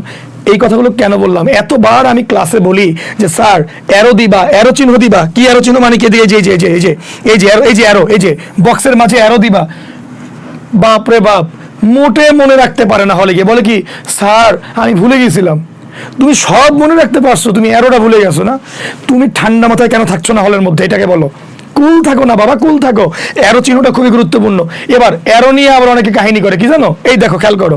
প্রথমে অনেকে অ্যারো করে এই এই এই এই, মানে মানে মানে বিষয়টা আসলে সামনে পরীক্ষা, তো এখন পারতেছি না মজা করতে। অনলাইনে তো আসলে মজা করা যায় না। ক্লাস হলে কিছু কথাবার্তা বলতাম। ভাই তুমি এইটা করার টাইম তুমি কই পাইছো? এটা আমার বুঝাও আগে। অ্যারো এই শেষ, এই যে এই অ্যারো, এই আর কোনো অ্যারো নাই, এরপরে কোনো অ্যারো নাই। এ তোমারে কে বলছে এইরম কইরা আবার এইরম? দেখছি অনেকে, আরে আমরা তো দেখি এইরম কইরা আবার এইরম করে এই দেয়। আবার এখানে কত রকমের ক্যারিসমেটিক তার পাওয়ার দেখা যায়। মনে হয় চারুকলায় পড়াশোনা করে আসছে। কোনো দরকার নেই, জাস্ট অ্যারো দিবা, দ্যাটস ইট। বুঝতে পেরেছো? অ্যারো দিবা, কিন্তু বারবার বলছি। ওকে ফাইন, এবারে আসো। এই যত বুঝাই আল্লাহর রহমত দিয়ে তারপরে যদি ভুলটা করো, মানে কি বলবো আর। এবারে আসো, খুব গুরুত্বপূর্ণ, এটা কিন্তু অনেক বেশি গুরুত্বপূর্ণ। এইটা কিন্তু অনেকে ভুল করো। 5 নম্বর বিষয়টা, সেটা কি জানো? প্রশ্নে দেয়া যে ইনফরমেশনটা থাকবে, ফার্স্ট যে তোমার বক্সে থাকবে ইনফরমেশনটা, দেখবা ওই ইনফরমেশনটা কোন স্ট্যান্ডার্ডে লেখা আছে। সেটা কি ভার্বের সাথে আইএনজি দ্বারা শুরু করা আছে, নাকি হচ্ছে V3 দ্বারা শুরু করা আছে, অর্থাৎ ভার্বের পাস্ট পার্টিসিপল, নাকি নাউন ফ্রেজ দ্বারা শুরু করা আছে, নাকি অ্যাডজেক্টিভ দিয়ে শুরু করা আছে। যেভাবে স্টার্ট করে দিবেন স্যার প্রশ্নকর্তা, তোমাকে প্রত্যেকটি ইনফরমেশন ওভাবে করেই স্টার্ট করতে হবে। এটাকে বলা হয় প্যারালাল স্ট্রাকচার, অর্থাৎ যে স্ট্রাকচারে দিয়ে দেওয়া হয়েছে এই প্যারালালি, অর্থাৎ এভাবে করেই তোমাকে সামনের দিকে প্রবাহমান রাখতে হবে। এটাকে যেমন ধরো, তোমাকে আমি এক্সাম্পল দেখাবো, যেটা একটু পরে দেখবা তোমরা। যেমন ধরো, তোমাকে একটা এক্সাম্পল না দেখালি নয়। ধরো বলা হলো যে যখন চ্যানেলটা যখন সুইম করছিল ব্রজেন দাস, তখন সে কি কি প্রতিবন্ধকতা সে ফেস করেছিল। এখন তাকে 1 নাম্বার দিয়ে দিয়েছে কোল্ড বিটিং ওয়াটার। এখন কোল্ড বাইটিং ওয়াটার বা যাই হোক না কেন, অর্থাৎ প্রচন্ড ঠান্ডা ওয়াটার, যা হচ্ছে গায়ে একদম কামড় মারা মতো, অর্থাৎ গায়ে ধরলে শিরশির হয়ে ওঠে এমন কিছু একটা ওয়াটার আর কি। এখন দেখো ইনফরমেশনটা তোমাকে দেওয়া হয়েছে কোন স্টাইলে, দেওয়া হয়েছে একটা নাউন ফ্রেজ করে। নাউন ফ্রেজ তার মানে কি, তোমাকে প্রত্যেকটি ইনফরমেশন নাউন ফ্রেজ করে আগাতে হবে। দেখো পরেরটা, the winds noun phrase, the waves দেখো noun phrase, the tides the noun phrase, unpredictable weather দেখো নাউন, দুটো মিলে নাউন ফ্রেজ। কথা কি বুঝতে পেরেছো? ইল্লাক নাউন ফ্রেজ। অর্থাৎ তোমাকে স্যার যে স্ট্যান্ডার্ড দিয়ে দিয়েছে প্রত্যেকটাই সেম স্ট্যান্ডার্ডে তুমি আগাবা। কথা ক্লিয়ার? এরপরে আসো, আবার ধরো স্যার তোমাকে দিয়েছে হচ্ছে দেখো গট, অর্থাৎ V3 দ্বারা দিয়েছে, অর্থাৎ শুরু করেছে গট সিসিক ইন দ্য ফেরি। দেখো গট অর্থাৎ ভার্বের পাস্ট পার্টিসিপল ফর্ম দিয়ে দিয়েছে, তার প্রত্যেকটাই ভার্বের পাস্ট পার্টিসিপল ফর্ম দিয়ে শুরু করবা। তাহলে বলো গট, এই যে গট, এই যে ফেল্ট নট ফিলিং ফেল্ট, এই যে ধরো প্রেইং না প্রেইড, আচ্ছা আস্কিং না আস্কড, এন্টারিং না কি বলো এন্টার্ড। অর্থাৎ স্যার যেভাবে স্টার্ট করে দিয়েছেন বা ম্যাম যেভাবে স্টার্ট করে দিয়েছেন, আমাকে প্রত্যেকটি কিন্তু ইনফরমেশন এভাবে করে স্টার্ট করে শুরু করতে হবে। যেমন ধরো স্টার্টিং, দেখো ভার্বের সাথে আইএনজি দিয়ে শুরু করা হয়েছে, প্রত্যেকটাই আইএনজি। দেখো হ্যাভিং, তারপরে ওয়ারিং, তারপরে সাফারিং, বিকামিং, ল্যাকিং, অর্থাৎ প্রত্যেকটি যে ইনফরমেশন তুমি কিন্তু একই স্ট্যান্ডার্ডে শুরু করছো। একে বলা হয় কি বলতো? Parallel structure. ওকে, এরপরে আসো, তাহলে আমরা ওই ভুলটা 5 নম্বর যে ভুলটা আমরা বললাম প্যারালাল স্ট্রাকচার, ওটাকে আমরা অবশ্যই ঠিক রাখবো। 6 নম্বর, অনেকে এটা করো না, সেটা কি বলতো? প্যাসেজের আলোকে ইনফরমেশনের ধারাবাহিকতা রক্ষা করা। ইনফরমেশনের ধারাবাহিকতা, সেটা কি? ধারাবাহিকতা মানে হচ্ছে দেখবা কোনটার পর কোন ইনফরমেশন দেয়া আছে বইতে, তুমি ঠিক ওটার পরে ওটাই লিখবা। ধরো তুমি করলা কি, বইতে দেয়া সর্বশেষ ইনফরমেশনকে আগে নিয়ে আসলা, মাঝেরটা আগে দিলা, আগেরটা মাঝে দিলা, মাঝেরটা শেষে দিলা। এই যে তুমি একটা যে কি বলে এটাকে, তুমি যে একটা গ্যাদারিং করলা, বা তুমি গ্যাদারিং এটাকে কি বলবো, তুমি যে একটা কি বলা যেটাকে, এই যে তুমি যেটাকে ভালোভাবে সাজাতে পারলা না, ঠিক আছে, এটা কিন্তু আসলে আলটিমেটলি তোমার কিন্তু নম্বর মোটেও দেবে না। তার মানে তোমাকে যে সিকোয়েন্স আছে, প্যাসেজে দেয়া যে সিকোয়েন্সগুলো আছে, এগুলোকে তোমাকে অবশ্যই কিন্তু মেনটেন করতে হবে, যে কোনটার পরে কিন্তু কোন ইনফরমেশনটা দেওয়া রয়েছে তা তোমাকে ওভাবে করেই সুন্দরভাবে তোমাকে কিন্তু লিখতে হবে। আমি কি বুঝাতে পেরেছি? আচ্ছা, এরপরে আসো 7 নম্বর, যেটা আরো গুরুত্বপূর্ণ, এটা অনেকে করে ফেলে এবং এই ভুলটা 99% বাচ্চারা কিন্তু করে ফেলে। স্যার বক্সের মধ্যে ইনফরমেশনের পরে কোন রকম কোনো ফুল স্টপ ব্যবহার করা যাবে না, যাবে না, যাবে না, যাবে না। তোমরা করো কি জানো? তোমরা হচ্ছে পুরোটা লেখো আগে, এই যে লিখে ফুল স্টপ দিয়ে রাখো, ফুল স্টপ দিয়ে রাখো। অনেকে লাস্টে গিয়ে ফুল স্টপ দাও। স্যার তোমার চার্টের নাম কি? Flow chart. ফ্লো মানে কি? প্রবাহমান। আর ফুল স্টপ দেওয়া মানে কি? স্টপ। তোমাকে চার্টটাকে ফ্লো রাখতে বলা হয়েছে, প্রবাহমান রাখতে বলা হয়েছে, স্টপ করতে বলা হয়নি। সুতরাং এই বক্সের ভেতরে কোনো রকম কোনো ফুল স্টপ, অর্থাৎ যা দ্বারা বিরাম বোঝায়, ফুল স্টপ হতে পারে, সেমিক্লোন হতে পারে, এগুলোকে তুমি ব্যবহার করবা না। কথা ক্লিয়ার? ওকে, এরপরে আসো, এরপরে যে কাজটা করবা না সেটা হচ্ছে বক্সের ইনফরমেশনগুলো স্যার আমি কোন স্টাইলে লিখবো, ক্যাপিটাল লেটার নাকি স্মল লেটার দিয়ে শুরু করব, আপার কেস নাকি লোয়ার কেস, এই নিয়ে একটা মারামারি হয়। শোনো স্যার, দুইভাবেই লেখা যায়, তবে লোয়ার কেস দিয়ে লেখাটা সবচেয়ে অ্যাপ্রোপ্রিয়েট। তবে তুমি দেখবা যে প্রশ্নপত্রে কিভাবে লিখে দেওয়া হয়েছে, কোশ্চেনে দেওয়াটা, কোশ্চেনে যদি প্রথম দেওয়াটা হচ্ছে ক্যাপিটাল লেটার দ্বারা শুরু করা হয়, তুমি প্রত্যেকটি ক্যাপিটাল দিয়ে শুরু করো। প্রশ্ন দেওয়া আছে স্মল, তুমি স্মল দিয়ে শুরু করো। তবে প্রত্যেকটি স্মল লেখাটা অ্যাপ্রোপ্রিয়েট। এর কারণ হচ্ছে যেহেতু এটা কোনো হচ্ছে সেন্টেন্স নয়, এক একটা ফ্রেজ, তো এখানে স্মল লেখাটাই বেটার। তবে যদি প্রপার নাউন আসে, প্রপার নাউন, সেক্ষেত্রে তো অবশ্যই তুমি ক্যাপিটাল লেটার ব্যবহার করো। তবে এখানে স্মল ক্যাপিটাল দিয়ে তোমার নাম্বারটা কাটবে না, তবে এটা কলেজে অনেক ক্ষেত্রে কাটে, তবে এখানে আমার মনে হয় এটা কাটবে না। তো তোমরা কি বুঝতে পেরেছো ফ্লো চার্ট করবা কিনা? ফ্লো চার্ট কিভাবে তোমরা করবা, 8টি বিষয় লক্ষ্য রাখবা। আমি আরেকটু ক্লিয়ার করে দিচ্ছি। প্রথম যে বিষয়টা তোমরা খেয়াল করেছো, প্রথম যে বিষয়টা তোমরা ফ্লো চার্টের জন্য ফ্লো চার্টের জন্য ফার্স্ট যে বিষয়টা তোমরা দেখবা, আবারও বলছি কোনটা যেন ছিলাম আমরা, 1 নম্বরে আমরা ছিলাম হচ্ছে টাইটেল, নাম্বার 1 হচ্ছে টাইটেল, আর নাম্বার 2 হচ্ছে কি বলেছিলাম বলো তো, হরিজন্টালি তোমরা করবা বেশি স্ট্যান্ডার্ড, তবে ভার্টিক্যালিও করতে পারো, পেন্সিল দ্বারা করবা। এরপরে বললাম হচ্ছে তোমরা নাম্বারিং করবা, এরপরে বলেছি তোমরা হচ্ছে অ্যারো সাইন দিবা, এরপরে আমরা বলেছি কি বলতো বক্সের মধ্যে ইনফরমেশনগুলোকে তোমরা প্যারালালি তোমরা লিখবা, একই স্ট্রাকচার বহন করবা, এরপরে ইনফরমেশনগুলো ধারাবাহিকতা রক্ষা করবা।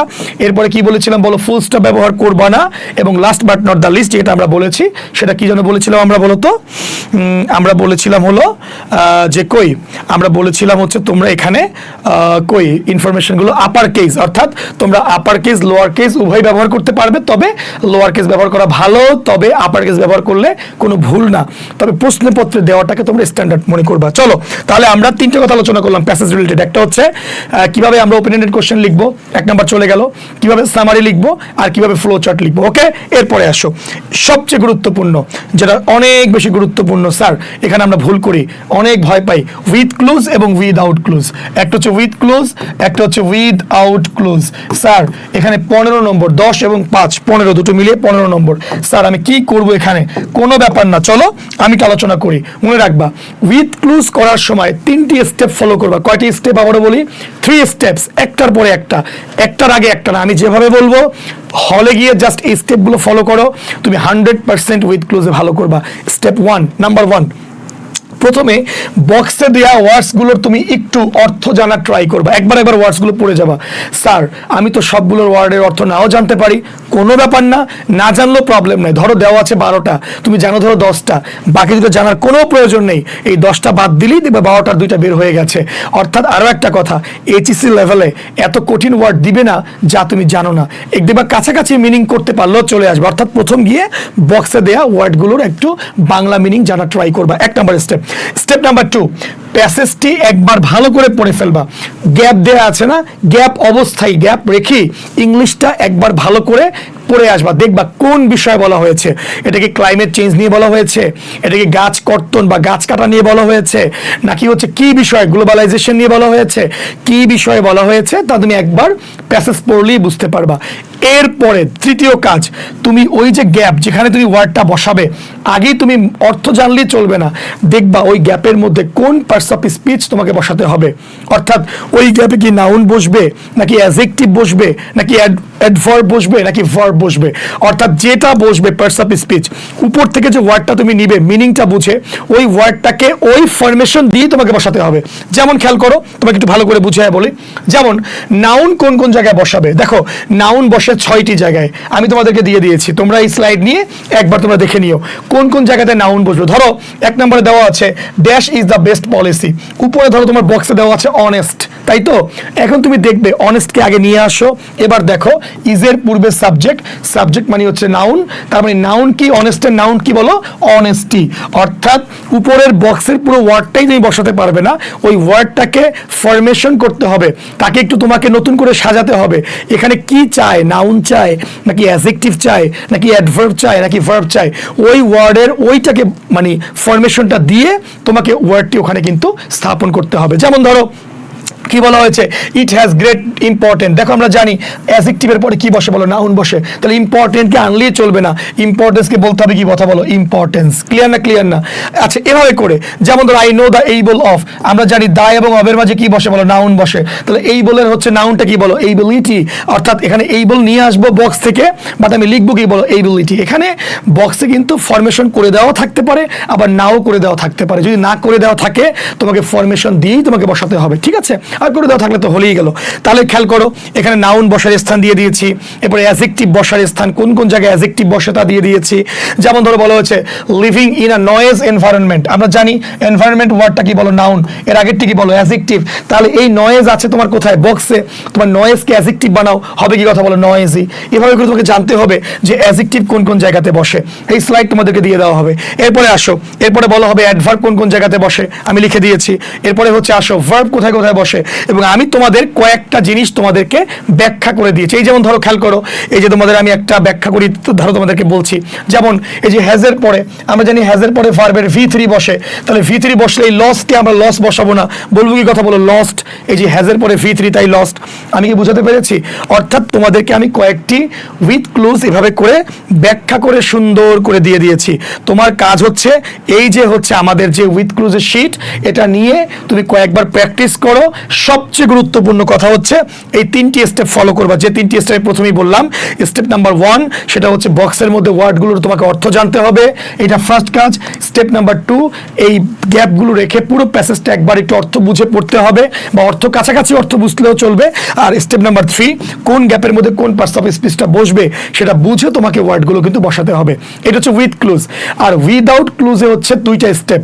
এই প্রথম স্টেপটা উইদাউট ক্লুজে থাকবে না, জাস্ট বক্স থাকবে না, কিন্তু তোমার কাজ হচ্ছে উইদাউট ক্লুজে পুরো প্যাসেজটা একবার পড়ে আসো, পড়ে তোমার মতো করে ওখানে কোন ওয়ার্ড বেশি মানে কি বলবো অ্যাপ্লিকেবল বা ইলিজেবল, ওকে, ওখানে কোনটা হচ্ছে বেশি যোগ্য, হ্যাঁ, এই ওয়ার্ডটাকে তুমি তোমার মতো করে বসাও, তোমার মতো করে বুঝো, এবং কোন ওয়ার্ড বসে এটা কোন পার্টস অফ স্পিচ হতে পারে বুঝে তুমি বসিয়ে দাও। তার মানে উইথ ক্লুজ উইদাউট ক্লুজের জন্য এই যে আমার যে এই যে স্লাইড, এটা নিয়ে ভালো করে তুমি দেখলে 100% তুমি ভালো করবে, কোনো সন্দেহ নাই ইনশাল্লাহ। এরপরে আসো, তোমরা একটা জায়গায় খুব সমস্যায় পড়ো স্যার, সেটা হচ্ছে রিঅ্যারেঞ্জ। এদিকে তাকাও, রিঅ্যারেঞ্জ কি করব স্যার? রিঅ্যারেঞ্জ কি তোমরা হরিজন্টালি করব নাকি ভার্টিক্যালি করব? আবার দ্বিতীয় কথা হচ্ছে স্যার রিঅ্যারেঞ্জ করার পরে কি আবার পুরো স্টোরিটা কি লিখে দিব নিচে? অনেক রকমের প্রশ্ন। না স্যার, কিচ্ছু করতে হবে না, তুমি এই কাজটা করবা, জাস্ট তুমি এভাবে করে তুমি 2টা বক্স বানাবে, এই যে ভার্টিক্যালি তুমি 2টা বক্স এভাবে করে সুন্দর করে বানাবে, ঠিক আছে? একটা হবে তোমার রিঅ্যারেঞ্জ নাম্বার, একটা করে সিরিয়াল নাম্বার, একটা রিঅ্যারেঞ্জ নাম্বার, একটা সিরিয়াল নাম্বার, ঠিক আছে? এভাবে করে তুমি রিঅ্যারেঞ্জ নাম্বার, এই যে রিঅ্যারেঞ্জ নাম্বার, সিরিয়াল নাম্বার, অর্থাৎ এখানে হবে রিঅ্যারেঞ্জ নাম্বার ধরো এইটা, সিরিয়ালে হচ্ছে 1, এবার ধরো হচ্ছে এইটা, সিরিয়ালে হচ্ছে 2, এবার ধরো হচ্ছে এইটা, সিরিয়ালে কি বলো 3, অর্থাৎ বাম পাশে এভাবে করে লিখবা, ডান পাশে এভাবে করে লিখবা। এটা ভার্টিক্যালিও লেখা যায়, এটা চাইলে হরিজন্টালিও লেখা যায়। স্যার এই ভার্টিক্যালি হরিজন্টালির মধ্যে কোনো মারামারি নাই, কোনো কাটাকাটি নাই, এমন না যে এইটা লিখলে ভাই মহাপাপ, এইটা লিখলে ভাই ফরজ, এমন কিছু না, দুইটাই লেখা যায়। তবে চলে বেশি হচ্ছে এইটা, এই হচ্ছে মেইন কথা। এটাও কিন্তু চলে, এটাও চলে, এটাও চলে। এর কারণ কি? যেহেতু রিঅ্যারেঞ্জ একভাবে অ্যারেঞ্জমেন্ট করতে হয়, তাই এটাও কিন্তু করলেও হয়। এখন প্রশ্ন স্যার রিঅ্যারেঞ্জমেন্ট করব কিভাবে, একটু টেকনিক শিখিয়ে দেন। চলেন, একটা চমৎকার টেকনিক আমি আবিষ্কার করি, সেটা হচ্ছে যদি কোনো ব্যক্তির রিঅ্যারেঞ্জমেন্ট আসে, ব্যক্তির জীবনী দিয়ে রিঅ্যারেঞ্জমেন্ট আসার সম্ভাবনা সবচেয়ে বেশি। তুমি কোনটার পর কোনটা বসাবে, কি এর পর কি আনবে? সর্বপ্রথম আনবে তার জন্ম। ফার্স্ট তার জন্ম কোথায়, দেখবে কোন অপশনে তার জন্মের বিষয় আগে বলা হয়েছে, তুমি ওটাকে প্রথমে নিয়ে আসবে। এরপর আনবে তার ইন্ট্রোডাকশন, তার পরিচয়।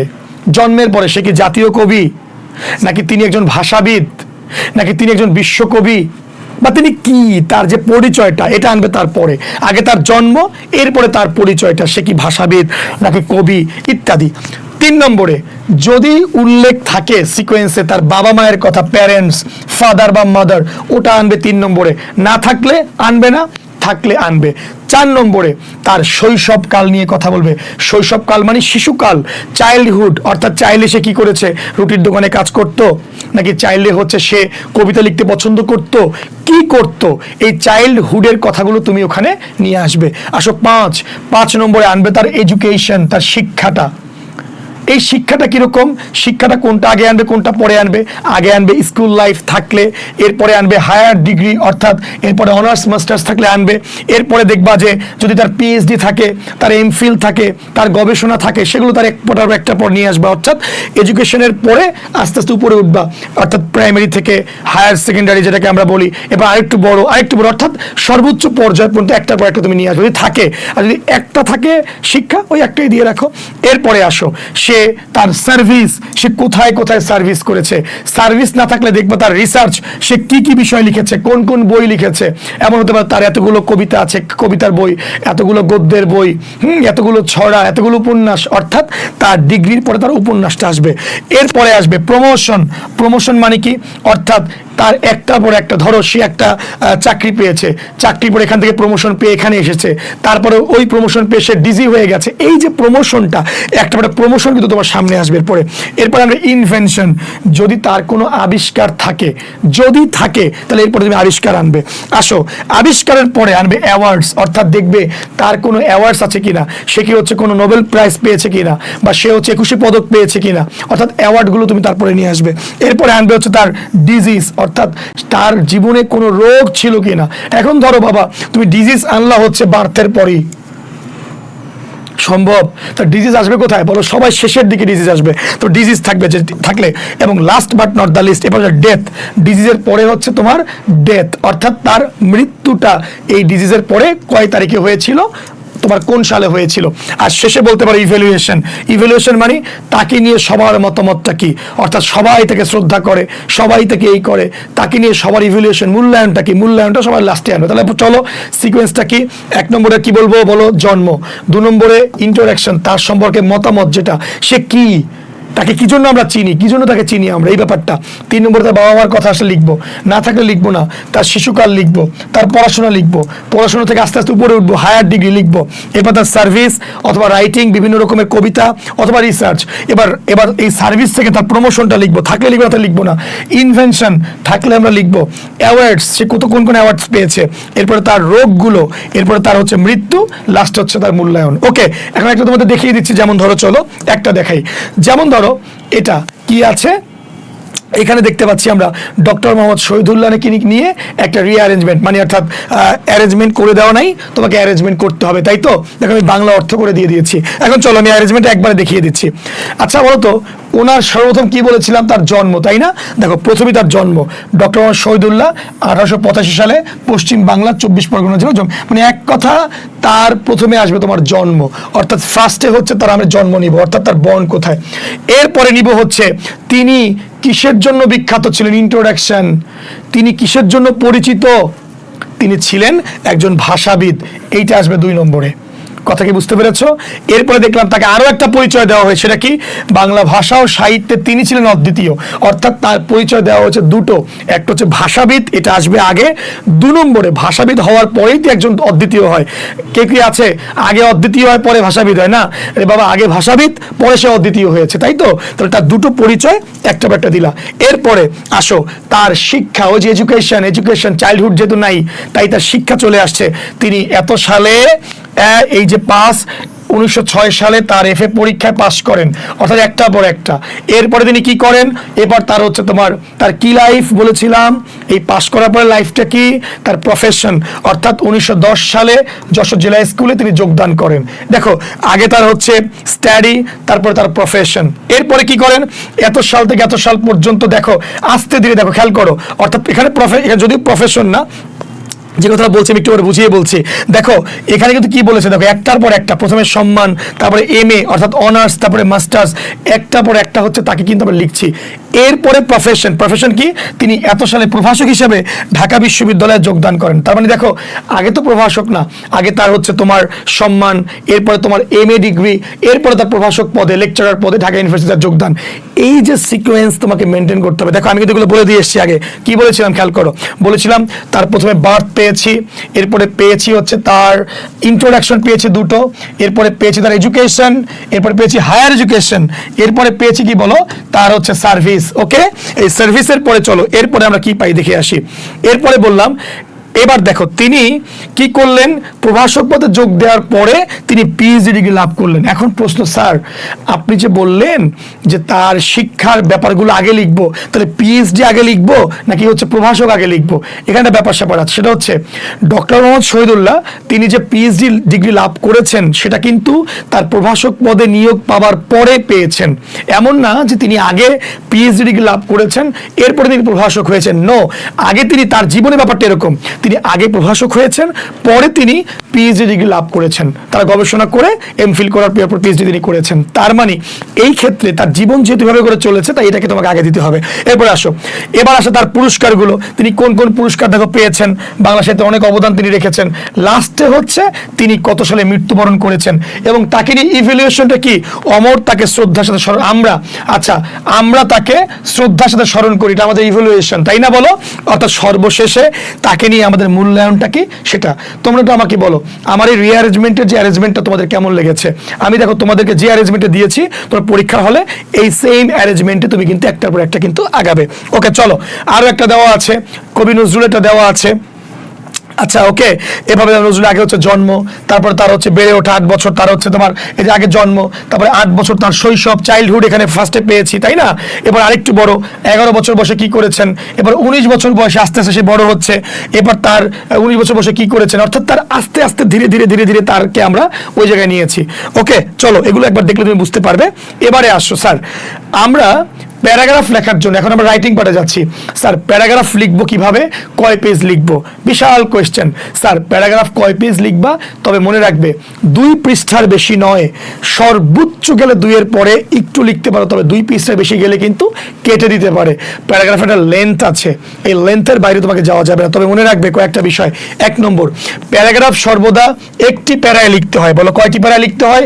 একটি। প্যারাগ্রাফে কোনো কোটেশন ব্যবহার করা যায় না, খুবই গুরুত্বপূর্ণ। প্যারাগ্রাফে কিন্তু একাধিক প্যারা লেখা যায় না, কোনো কোটেশন ব্যবহার করা যায় না। অমুকে বলেছেন যে নো কোটেশন। প্যারাগ্রাফ কিন্তু ইনডিরেক্ট স্পিচে লিখতে হয়, প্যারাগ্রাফে ডিরেক্ট স্পিচ ব্যবহার করা যায় না। ডিরেক্ট কি, একটা স্পিচ লিখে এভাবে করে দিলা ইনভার্টেড কমা দিয়ে, ডিরেক্ট স্পিচ ব্যবহার করবা না, করবা ইনডিরেক্ট স্পিচ। তবে প্যারাগ্রাফে একটি প্যারা থাকলেও 3টি পার্ট থাকে। প্যারাগ্রাফে প্যারা একটি, বাট 3টি পার্ট। 1 নম্বর পার্ট হচ্ছে তোমার টপিক সেন্টেন্স, 2 নম্বরটা হচ্ছে তোমার ডেভেলপার্স, 3 নম্বর হচ্ছে টার্মিনেটর। এখন পরীক্ষা খুবই সামনে, এগুলো নিয়ে আমি ক্লাসে আলোচনা করেছি বিশদভাবে, কিভাবে আমরা তোমরা টপিক সেন্টেন্স লিখতে হয়, কিভাবে তোমাদের ডেভেলপার্স লিখতে হয়, কিভাবে টার্মিনেটর লিখতে হয়, তাই এখানে সব দেওয়া আছে। তোমরা জাস্ট এই স্লাইডটা একবার নিয়ে দেখলেই বুঝতে পারবে। তবে মূল কথা হচ্ছে 3টি। নাম্বার 1, একটা হচ্ছে প্যারাগ্রাফে একটি প্যারায় লিখবা, কোটেশন ব্যবহার করবা না, ইনডিরেক্ট স্পিচে লিখতে হয়, ডিরেক্ট স্পিচ ব্যবহার করবা না, এবং এটা অবশ্যই 2টা পৃষ্ঠা, এই একটা, এর বাইরে এপিটোপিট লিখলে শেষ। এর বাইরে তোমার লেখার প্রয়োজন কিন্তু একদম কিন্তু নেই। এরপরে আসো ইনফর্মাল লেটারের জন্য খুবই গুরুত্বপূর্ণ। স্যার এটা কিভাবে লিখবো, কতটুকু লিখবো? যেহেতু ফর্মাল না, ইনফর্মাল, তুমি 2 পৃষ্ঠা লিখতে পারো, কিন্তু ফর্মাল হলে অবশ্যই 1 পৃষ্ঠা। ইনফর্মাল হলে তুমি 2 পৃষ্ঠা যেতে পারো, তবে 1 পৃষ্ঠা লেখাটা ভালো, যেহেতু 1 পৃষ্ঠা শেষ হয় না, তুমি চাইলে 2 পৃষ্ঠা যেতে পারো। তবে ইনফর্মালে কোন 2 পৃষ্ঠা লিখবা? যে পৃষ্ঠাটা একদম পিন আপ স্টাপলার করা আছে দেখা যায়। কারণ কি, শিক্ষক যখন খাতা উল্টাবেন একসাথে 2 পেজ দেখা যায়, এমন পেজে তুমি লিখবা। কারণ উনি যখন অর্ধেক পেজ দিকে দিয়ে নাম্বার দিয়ে যাবে, পরবর্তী পেজে গিয়ে দেখবে আবার লিখেছো এটা। এমনও হতে পারে যদি তার মানসিকতা এমন হয় সে আবার নাম্বারটা বাড়াবেন না, তাহলে কিন্তু তোমার লাইফটা কিন্তু নষ্ট হয়ে গেল। তার মানে হচ্ছে, আমি আশা করি এমন কোনো শিক্ষক নেই, কিন্তু তারপরেও বলছি মানুষেরই তো ভুল হয়, টু এয়ার ইজ হিউম্যান, যেটা আলেকজান্ডার পোপ যে কথাটা বলেছেন, মানুষ মাত্র যে ভুলটা আছে, হোয়াট এভার। তো আমাদের যে কাজটা করতে হবে, আমরা এমন পেজে লিখবো যেখানে পেজটা উল্টালে আমি 2টো পাতা একবারই দেখতে পারি। ওকে, আসো প্রথমে কি লিখবো? ফার্স্টে হচ্ছে আমরা অ্যাড্রেস দিব। ইনফর্মালে প্রথমে হচ্ছে অ্যাড্রেস লিখবো, একদম বামে। অ্যাড্রেসে কি লিখবো? 3টা কথা লিখবো। নাম্বার 1, অ্যাড্রেস 3টা লাইনে লিখবো, ছোট করে উপরে বামে 3টা লাইন। প্রথম লাইনে লিখবো হচ্ছে নাম্বার অফ দি স্ট্রিট, তোমার রোড নাম্বার লিখবা, রোডের নাম লিখবা। কথা কি আমরা বুঝতে পেরেছি? 2 নম্বরে লিখবা তোমার ডিস্ট্রিক্ট বা সিটি, এবং অবশ্যই পোস্ট কোড, তোমার পোস্ট কোড কত এটা লিখবা। পোস্ট কোড গুরুত্বপূর্ণ, তাহলে তোমার চিঠিতে যাবে না। পোস্ট কোড চিঠির অত্যন্ত গুরুত্বপূর্ণ একটা অংশ। আর লাস্টে গিয়ে লিখবা হচ্ছে তোমার দেশ, অর্থাৎ তুমি তোমার ডিস্ট্রিক্ট এবং তারপরে কমা দিয়ে বাংলাদেশ, যেটা লিখতে পারো। আচ্ছা, উল্লেখ করে দিবে, এবং এটা লিখবা চিঠির একদম উপরে বাম পাশে। অ্যাড্রেস 3টি লাইনে লিখবা, বামে 3টি লাইনে লিখবা। Okay fine. যেমন ধরো লিখতে পারো হচ্ছে তোমার প্রথমে লিখতে পারো হচ্ছে কি, লিখতে পারো হচ্ছে তোমার নিউ বেইলি রোড। ওকে, পোস্ট কোড লিখতে পারো হচ্ছে 1200 কত বা 17 বা কিছু লিখতে পারো। এবার লিখবা ঢাকা, বাংলাদেশ, 3টা লাইনে তুমি লিখলে, এবং এমন কিছু একটা। এরপরে আসো কিভাবে লিখবা দেখো, আমরা এরপরে লিখবা ডেট। অর্থাৎ অ্যাড্রেসের পরে কি লিখবা, ডেট। তবে অ্যাড্রেস থেকে ডেট লেখার ক্ষেত্রে অবশ্যই ওয়ান স্পেস বা একটা লাইন ফাঁকা দিয়ে লিখবা, অর্থাৎ অ্যাড্রেসের সাথে মিলিয়ে লিখবা না ডেট। অ্যাড্রেস শেষ 3 লাইনে এক লাইন ফাঁকা দিয়ে লিখবা কি বলো, ডেট। আচ্ছা, ভেরি গুড। এরপরে আসো, ডেটের পরে 2 স্পেস ফাঁকা দিবা, 2 স্পেস নিয়ে তুমি তোমাকে সম্বোধন করবা, ডিয়ার বা হ্যালো বা তোমাকে যাকে লিখতে বলা হয়েছে। তবে ইনফর্মাল লেটার যেহেতু, তাই ইনফর্মালি লেখাটাই ভালো। এখানে ডিয়ার রেসপেক্টেড অমুক দরকার নাই, ডিয়ার দিয়ে দিলেই হয়ে গেল। আচ্ছা, এরপরে আসো 4 নাম্বার, মূল বডি। তুমি প্রশ্ন হচ্ছে স্যার আমি ইনফর্মাল লেটারের বডি আমি কয়টা প্যারায় লিখবো? মনে রাখবা, খুবই গুরুত্বপূর্ণ, ইনফর্মাল লেটারের বডি অলওয়েজ 3টি প্যারায় লিখতে হয়। বলো কয়টি প্যারায় বলো বাবারা? 3টি প্যারায়। এভাবে করে লিখবে, এই যে আমি দেখাচ্ছি, প্রথম প্যারা একটু ছোট, লাস্টের প্যারাও ছোট, মাঝেরটা হচ্ছে সবচেয়ে বড়। প্রথম প্যারা কি লিখবা? কিছু উইশিং স্পিচ, আশা করি তুমি ভালো আছো, আশা করি তোমার স্বাস্থ্য ভালো আছে, বাসা সবাই ভালো আছে। তারপরে সাম ইনফর্মাল স্পিচ, দেখলাম আজকে রাস্তায় হঠাৎ তোমার মতো একজন দেখে মনে হলো তোমাকে লিখতে বলা উচিত বা লেখা উচিত, তোমার কথা মনে পড়লো তাই লিখলাম। অথবা মনে হলো তোমাকে নিউজ পেপার পড়ার তোমার গুরুত্ব নিয়ে তোমাকে লিখি। অথবা বলা হলো, মনে হলো যে আমার দেশে তোমাকে ইনভাইটেশন পাঠানো উচিত তাই তোমাকে নিয়ে লিখলি, ইত্যাদি ইনফর্মাল কথাবার্তা।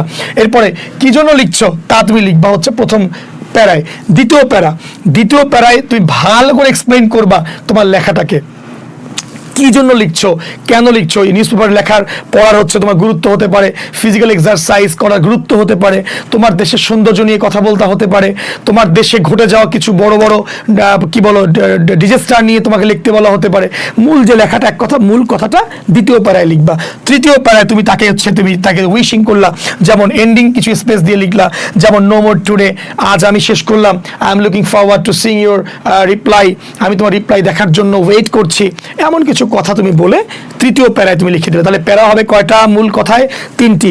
প্রথমটা উইশিং স্পিচ, এর মাঝে হচ্ছে মূল কথা, লাস্টে হচ্ছে তোমার ফিনিশিং স্পিচ। ওকে, এরপরে চলো ক্লোজিং এ লিখতে পারো, ওই যে বললাম I am looking forward to hearing from you soon, তোমার কাছ থেকে দ্রুত আমি শোনার জন্য অপেক্ষা করছি। লাস্টে হচ্ছে সিগনেচার অর্থাৎ সাইন অফ। সিগনেচার বা সাইন অফ কি? সেন্ডার, যে পাঠিয়েছে বা তোমার এক কথা তোমার নাম। আমার দিকে তাকাও, তুমি যদি বলো যে বললা যে ইয়োর্স বলতে পারো বা হচ্ছে বলতে পারো, এখানে অনেক কিছুই বলা যায়, ইয়োর্স বললেই চলে, বা হচ্ছে অনেক কিছু এখানে বলা যায়। আচ্ছা, অথবা ইয়োর ফ্রেন্ড এটাও বলা যায়, হ্যাঁ, অথবা হচ্ছে তোমার লাভিং ফ্রেন্ড এভাবে করে বলা যায়, তোমার beloved one, your beloved one তাও বলা যায়।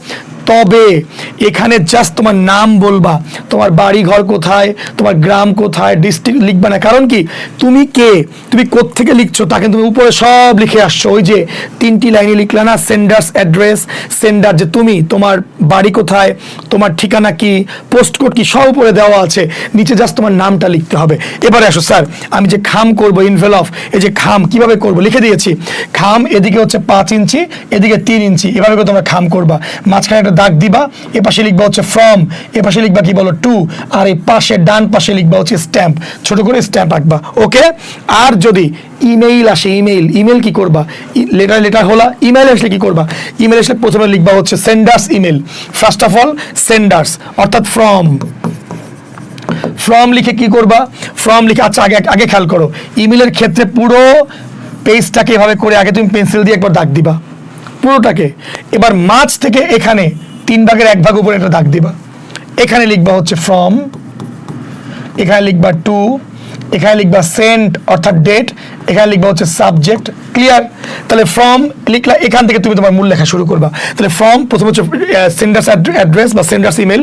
খেয়াল করো এখানে যে কাজটা করবা, তোমার ইমেল লেখার ক্ষেত্রে কোনো ক্যাপিটাল লেটার ব্যবহার করবা না। কারণ কি, যদি ক্যাপিটাল লেটার ব্যবহার করো তোমার তো ইমেলটা যাবেই না। সুতরাং ইমেইলে ক্যাপিটাল ব্যবহার করা একদম 0 পেয়ে যাবা। এরপরে আসো, এরপরে টু, তুমি যার কাছে ইমেল পাঠাচ্ছ, হ্যাঁ, অর্থাৎ তুমি কার কাছে পাঠাচ্ছ, কে পাবে তার ইমেলটা তুমি লিখবে এখানে। এবার লিখবা সেন্টের মধ্যে কি লিখবা, প্রথম লিখবা হচ্ছে তোমার ডেট, বা প্রথম লিখবা হচ্ছে তোমার, যেমন ধরো বললা হচ্ছে 29th, লিখলা হচ্ছে অগস্ট, এই যে অগস্টের এটা বড় হাতের, খুব গুরুত্বপূর্ণ কিন্তু, 29th অগস্ট, কমা দিয়ে 2025, এরপর একটা সেমিকোলন দিবা, এই পর্যন্ত কমা, 29th অগস্ট 2025 পর্যন্ত কমা, এরপরে কিন্তু সেমিকোলন দিয়ে লিখবা হচ্ছে 13টা 55, ইন্টারন্যাশনাল টাইমটা লেখা ভালো, 1:55 না লিখে 13:55 লেখা দিয়ে ভালো। ইন্টারন্যাশনাল টাইমটা বেশি বেশি প্রেফারেবল, যেহেতু এখন আমেরিকানটা সব জায়গায় চলে, তাই বললাম। তাহলে এখানে হচ্ছে তোমার সেমিকোলন দিবা, এদের মাঝে তুমি হচ্ছে কমা দিবা। কথা কি ভালো করে বুঝতে পেরেছো? ও আর একটা কথা, ডে লিখবা, ডে ডে ডে গুরুত্বপূর্ণ। 29 অগস্ট মনডে লিখতে পারো, এরপর লিখতে পারো হচ্ছে 2025 বা 2026, এরপরে সেমিকোলন দিয়ে তুমি তোমার ইয়া লিখলা। এরপরে আসো, এই যে এখানে তোমার সাবজেক্ট লাইন, সাবজেক্টটা খুবই খুবই খুবই গুরুত্বপূর্ণ। এই যে তুমি 4টা জিনিস লিখলা উপরের বক্সের মধ্যে, এখন বলো স্যার উপরে একটা বক্স আমি করলাম, আবার কি নিচে দাগ দিব? ইয়েস, চাইলে দাগ দিতেও পারো। যদি একবার বক্স করে ফেলেছো আর দাগ দেওয়ার দরকার নেই, তবে দাগ দিয়ে রেখো, কারণ এই দাগের জন্য, অর্থাৎ এগুলোর নিচে একটু দাগের জন্য কিন্তু অনেক সময় নাম্বার কেটে দেয়। চাইলে দাগ দিতে পারো, কোনো সমস্যা নেই, তবে পেন্সিল দিয়ে দাগ দিবা, দাগগুলো পেন্সিল দিয়ে দেবে, ঠিক আছে? এরপরে আসো, ইমেলের যে মূল বডি, মনে রাখবা ইমেলের মূল বডি সর্বদা 2টো প্যারায় লিখবা। খুবই খেয়াল করো, বলো কয়টা প্যারায় কথা বলো? 2টো প্যারায় লিখতে হয়, 3টি প্যারা না, 2টো প্যারায়। প্রথম প্যারা অনেক বড়, দ্বিতীয় প্যারা একটু ছোট করে লিখবা। এই হচ্ছে ইমেল লেখার নিয়ম। ওকে, লাস্টে ক্লোজিং বা সিগনেচার, জাস্ট তোমার নাম লিখবা, নাথিং এলস। ওকে, চলে গেল। এরপরে আসো, স্যার গ্রাফ চার্ট আমি কিভাবে লিখবো? Graph chart, graph and chart অনেক গুরুত্বপূর্ণ। এদিকে তাকাও, গ্রাফ অ্যান্ড চার্টের জন্য তোমাদেরকে আমি সুন্দর কিন্তু একটা, এদিকে তাকাও, তোমাদেরকে সুন্দর করে আমি একটা জিনিস লিখে দিয়েছি। 1 নাম্বার, সেটা হচ্ছে গ্রাফ চার্ট করার জন্য। ওকে, ঠিক আছে, গ্রাফ চার্ট করার জন্য 3টা প্যারা খুবই গুরুত্বপূর্ণ। কয়টা প্যারা বলো? 3টি প্যারা। প্রথম প্যারা কি লিখতে হয়? লিখতে হয় হচ্ছে দ্য গ্রাফ শোজ বা the graph indicates, illustrates, reveals, represents, provides the information about, যা ইচ্ছা তাই লিখতে পারো।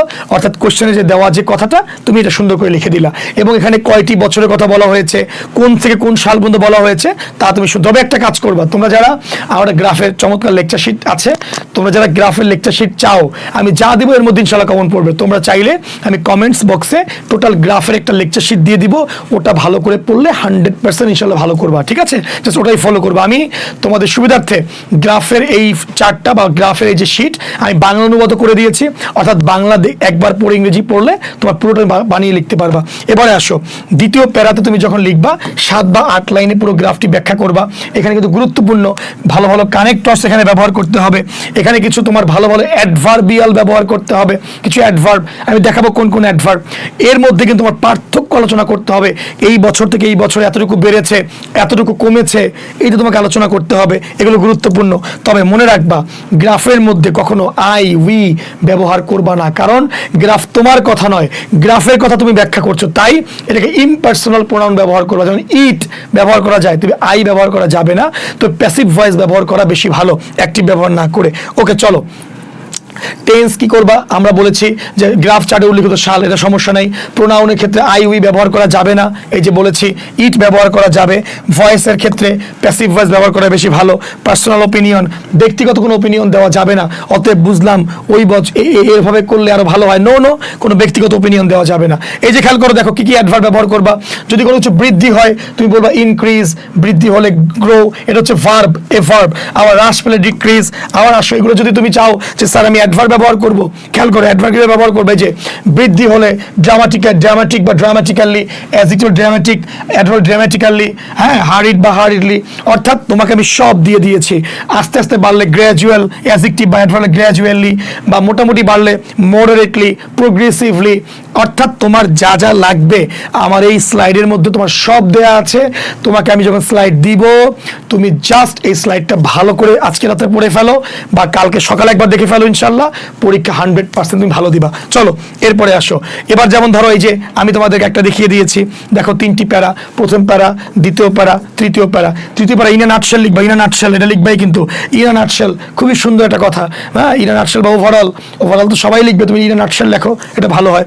এক কথা, আমি যেভাবে লিখে দিয়েছি তুমি এভাবে লিখবে। তবে একটা কথা, প্রথম প্যারায় উল্লেখ করবা এই গ্রাফটা কেমন গ্রাফ। এটা কি বার চার্ট, অর্থাৎ এটা কি বার মানে এভাবে করে, এটা কি বার চার্ট নাকি হচ্ছে এটা কি লাইন চার্ট নাকি এটা হচ্ছে পাই চার্ট, অর্থাৎ তোমার কোন চার্ট তা তুমি প্রথমে উল্লেখ করবা। যেমন দ্য পাই চার্ট ইলাস্ট্রেটস উল্লেখ করে দিবা। ওকে, চলো এরপরে আসা হচ্ছে থিম কি লিখবো। থিম, এত কথা বলার দরকার নেই, থিমের মূল কথা। এদিকে তাকাও, আমি দেখেছি অনেকে থিম তোমরা 1 প্যারায় লিখো, নো, থিম লিখবো হচ্ছে 2টো প্যারায়। আবারও বলছি, থিম লিখবা হচ্ছে 2 প্যারায়, খুবই গুরুত্বপূর্ণ। থিম লিখবা কয় প্যারায়, কথা বলো 2 প্যারায়।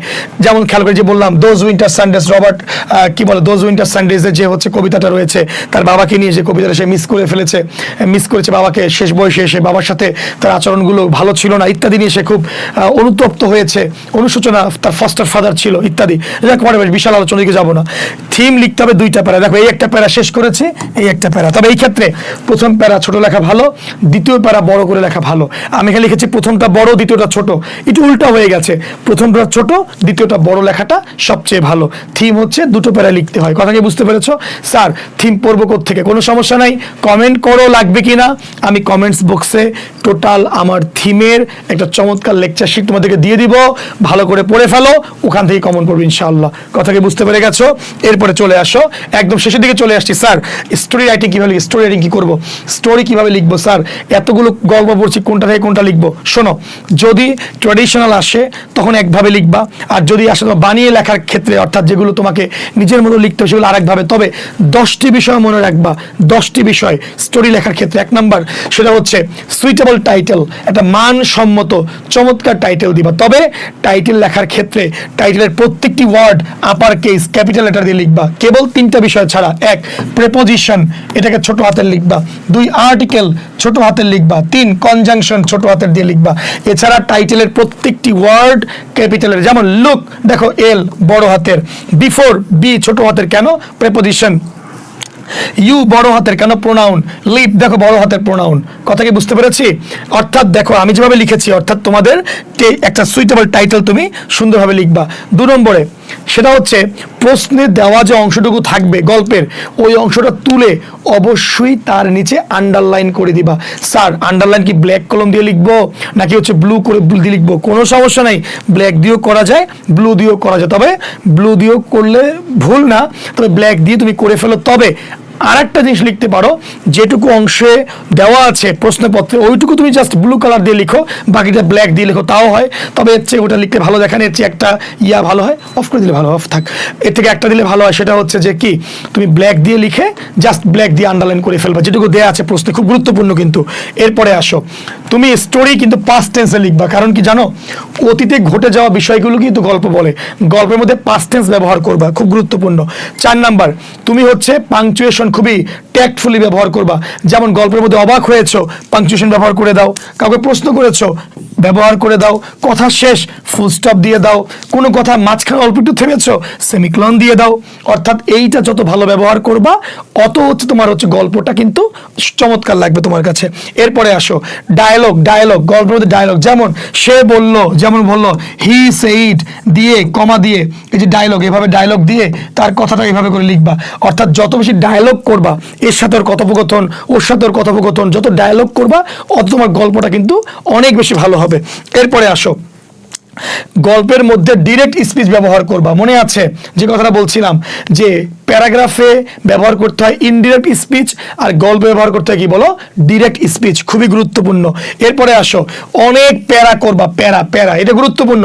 অনেকে দেখি টোটাল গল্প একটা প্যারা দিয়ে লেখো চলে আসো, নো, গল্প কখনো এক প্যারায় হয় না, গল্পের মধ্যে অনেক প্যারা হয়, এই প্যারাগুলো মিলিয়ে কিন্তু একটা গল্প হয়। অর্থাৎ যেমন ধরো গল্পের মধ্যে একটা ভাব আছে, যেমন ধরো বলা হলো 2 বন্ধু নদীর পাড় ধরে হেঁটে যাচ্ছে, বাস শেষ, এবার তুমি গল্পটার সামনে আগাও, আর তুমি কি করলা, নদীর পাড় ধরে হেঁটে যাচ্ছে, একজন পড়ে গেছে, চলে গেছে, গল্প শেষ। আরে বাপ, এটা গল্প না, গল্পের মধ্যে ক্লাইম্যাক্স থাকবে, আবেগ থাকবে, কমেডি থাকবে, ট্র্যাজেডি থাকবে। তুমি কি বলবা, একজন বন্ধু পড়ে গেল, এবার সে সাঁতার জানে না, হঠাৎ ডুবে যায়, আবার ভেসে উঠে, এই যে মানে পাঠক বারবার পড়তে চাচ্ছে, দূর থেকে এক মাঝি দেখতে পেলো আমার এক বন্ধু ডুবে যাচ্ছে, মাঝি আসলো, মাঝি একবার থেকে তুলবে না, একবার তুললো আমার হাত থেকে পড়ে গেল, এই যে তোমার ক্লাইম্যাক্সটা। একবারই যদি মাঝি থেকে তুলে ফেলতে তো গল্প হলো না। ছোটবেলা কি হইতো বলো, তোমার আম্মা যখন বা আমার আম্মু যখন ঘুম পড়াতো, ওই যে মনে করো শিয়ালের গল্প আর কুমিরের গল্প জীবনও কিন্তু শেষ হয় নাই, শেষ না হইতে হইতে আমরা ঘুমায় পড়ছি কিন্তু, কারণ আম্মা ইচ্ছা করি গল্পটা টানতো, জানো।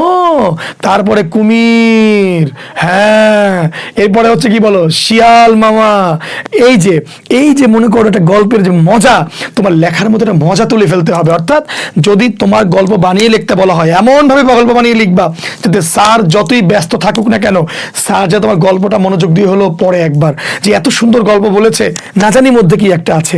অর্থাৎ গল্পের মধ্যে ক্লাইম্যাক্স নিয়ে আসবা, একটু কমেডি থাকবে, একটু ট্র্যাজেডি থাকবে, তবে গল্পের মধ্যে নেগেটিভ কিছু থাকা যাবে না। যেমন বললা কি অবশেষে আমার বন্ধু মারা গেল, এটা নেগেটিভ। আরে বাবা না, বন্ধু মারবা কেন? গল্পের শেষে বন্ধুকে যেভাবে হোক জীবিত তুলবা, এটাও গল্পের মজা।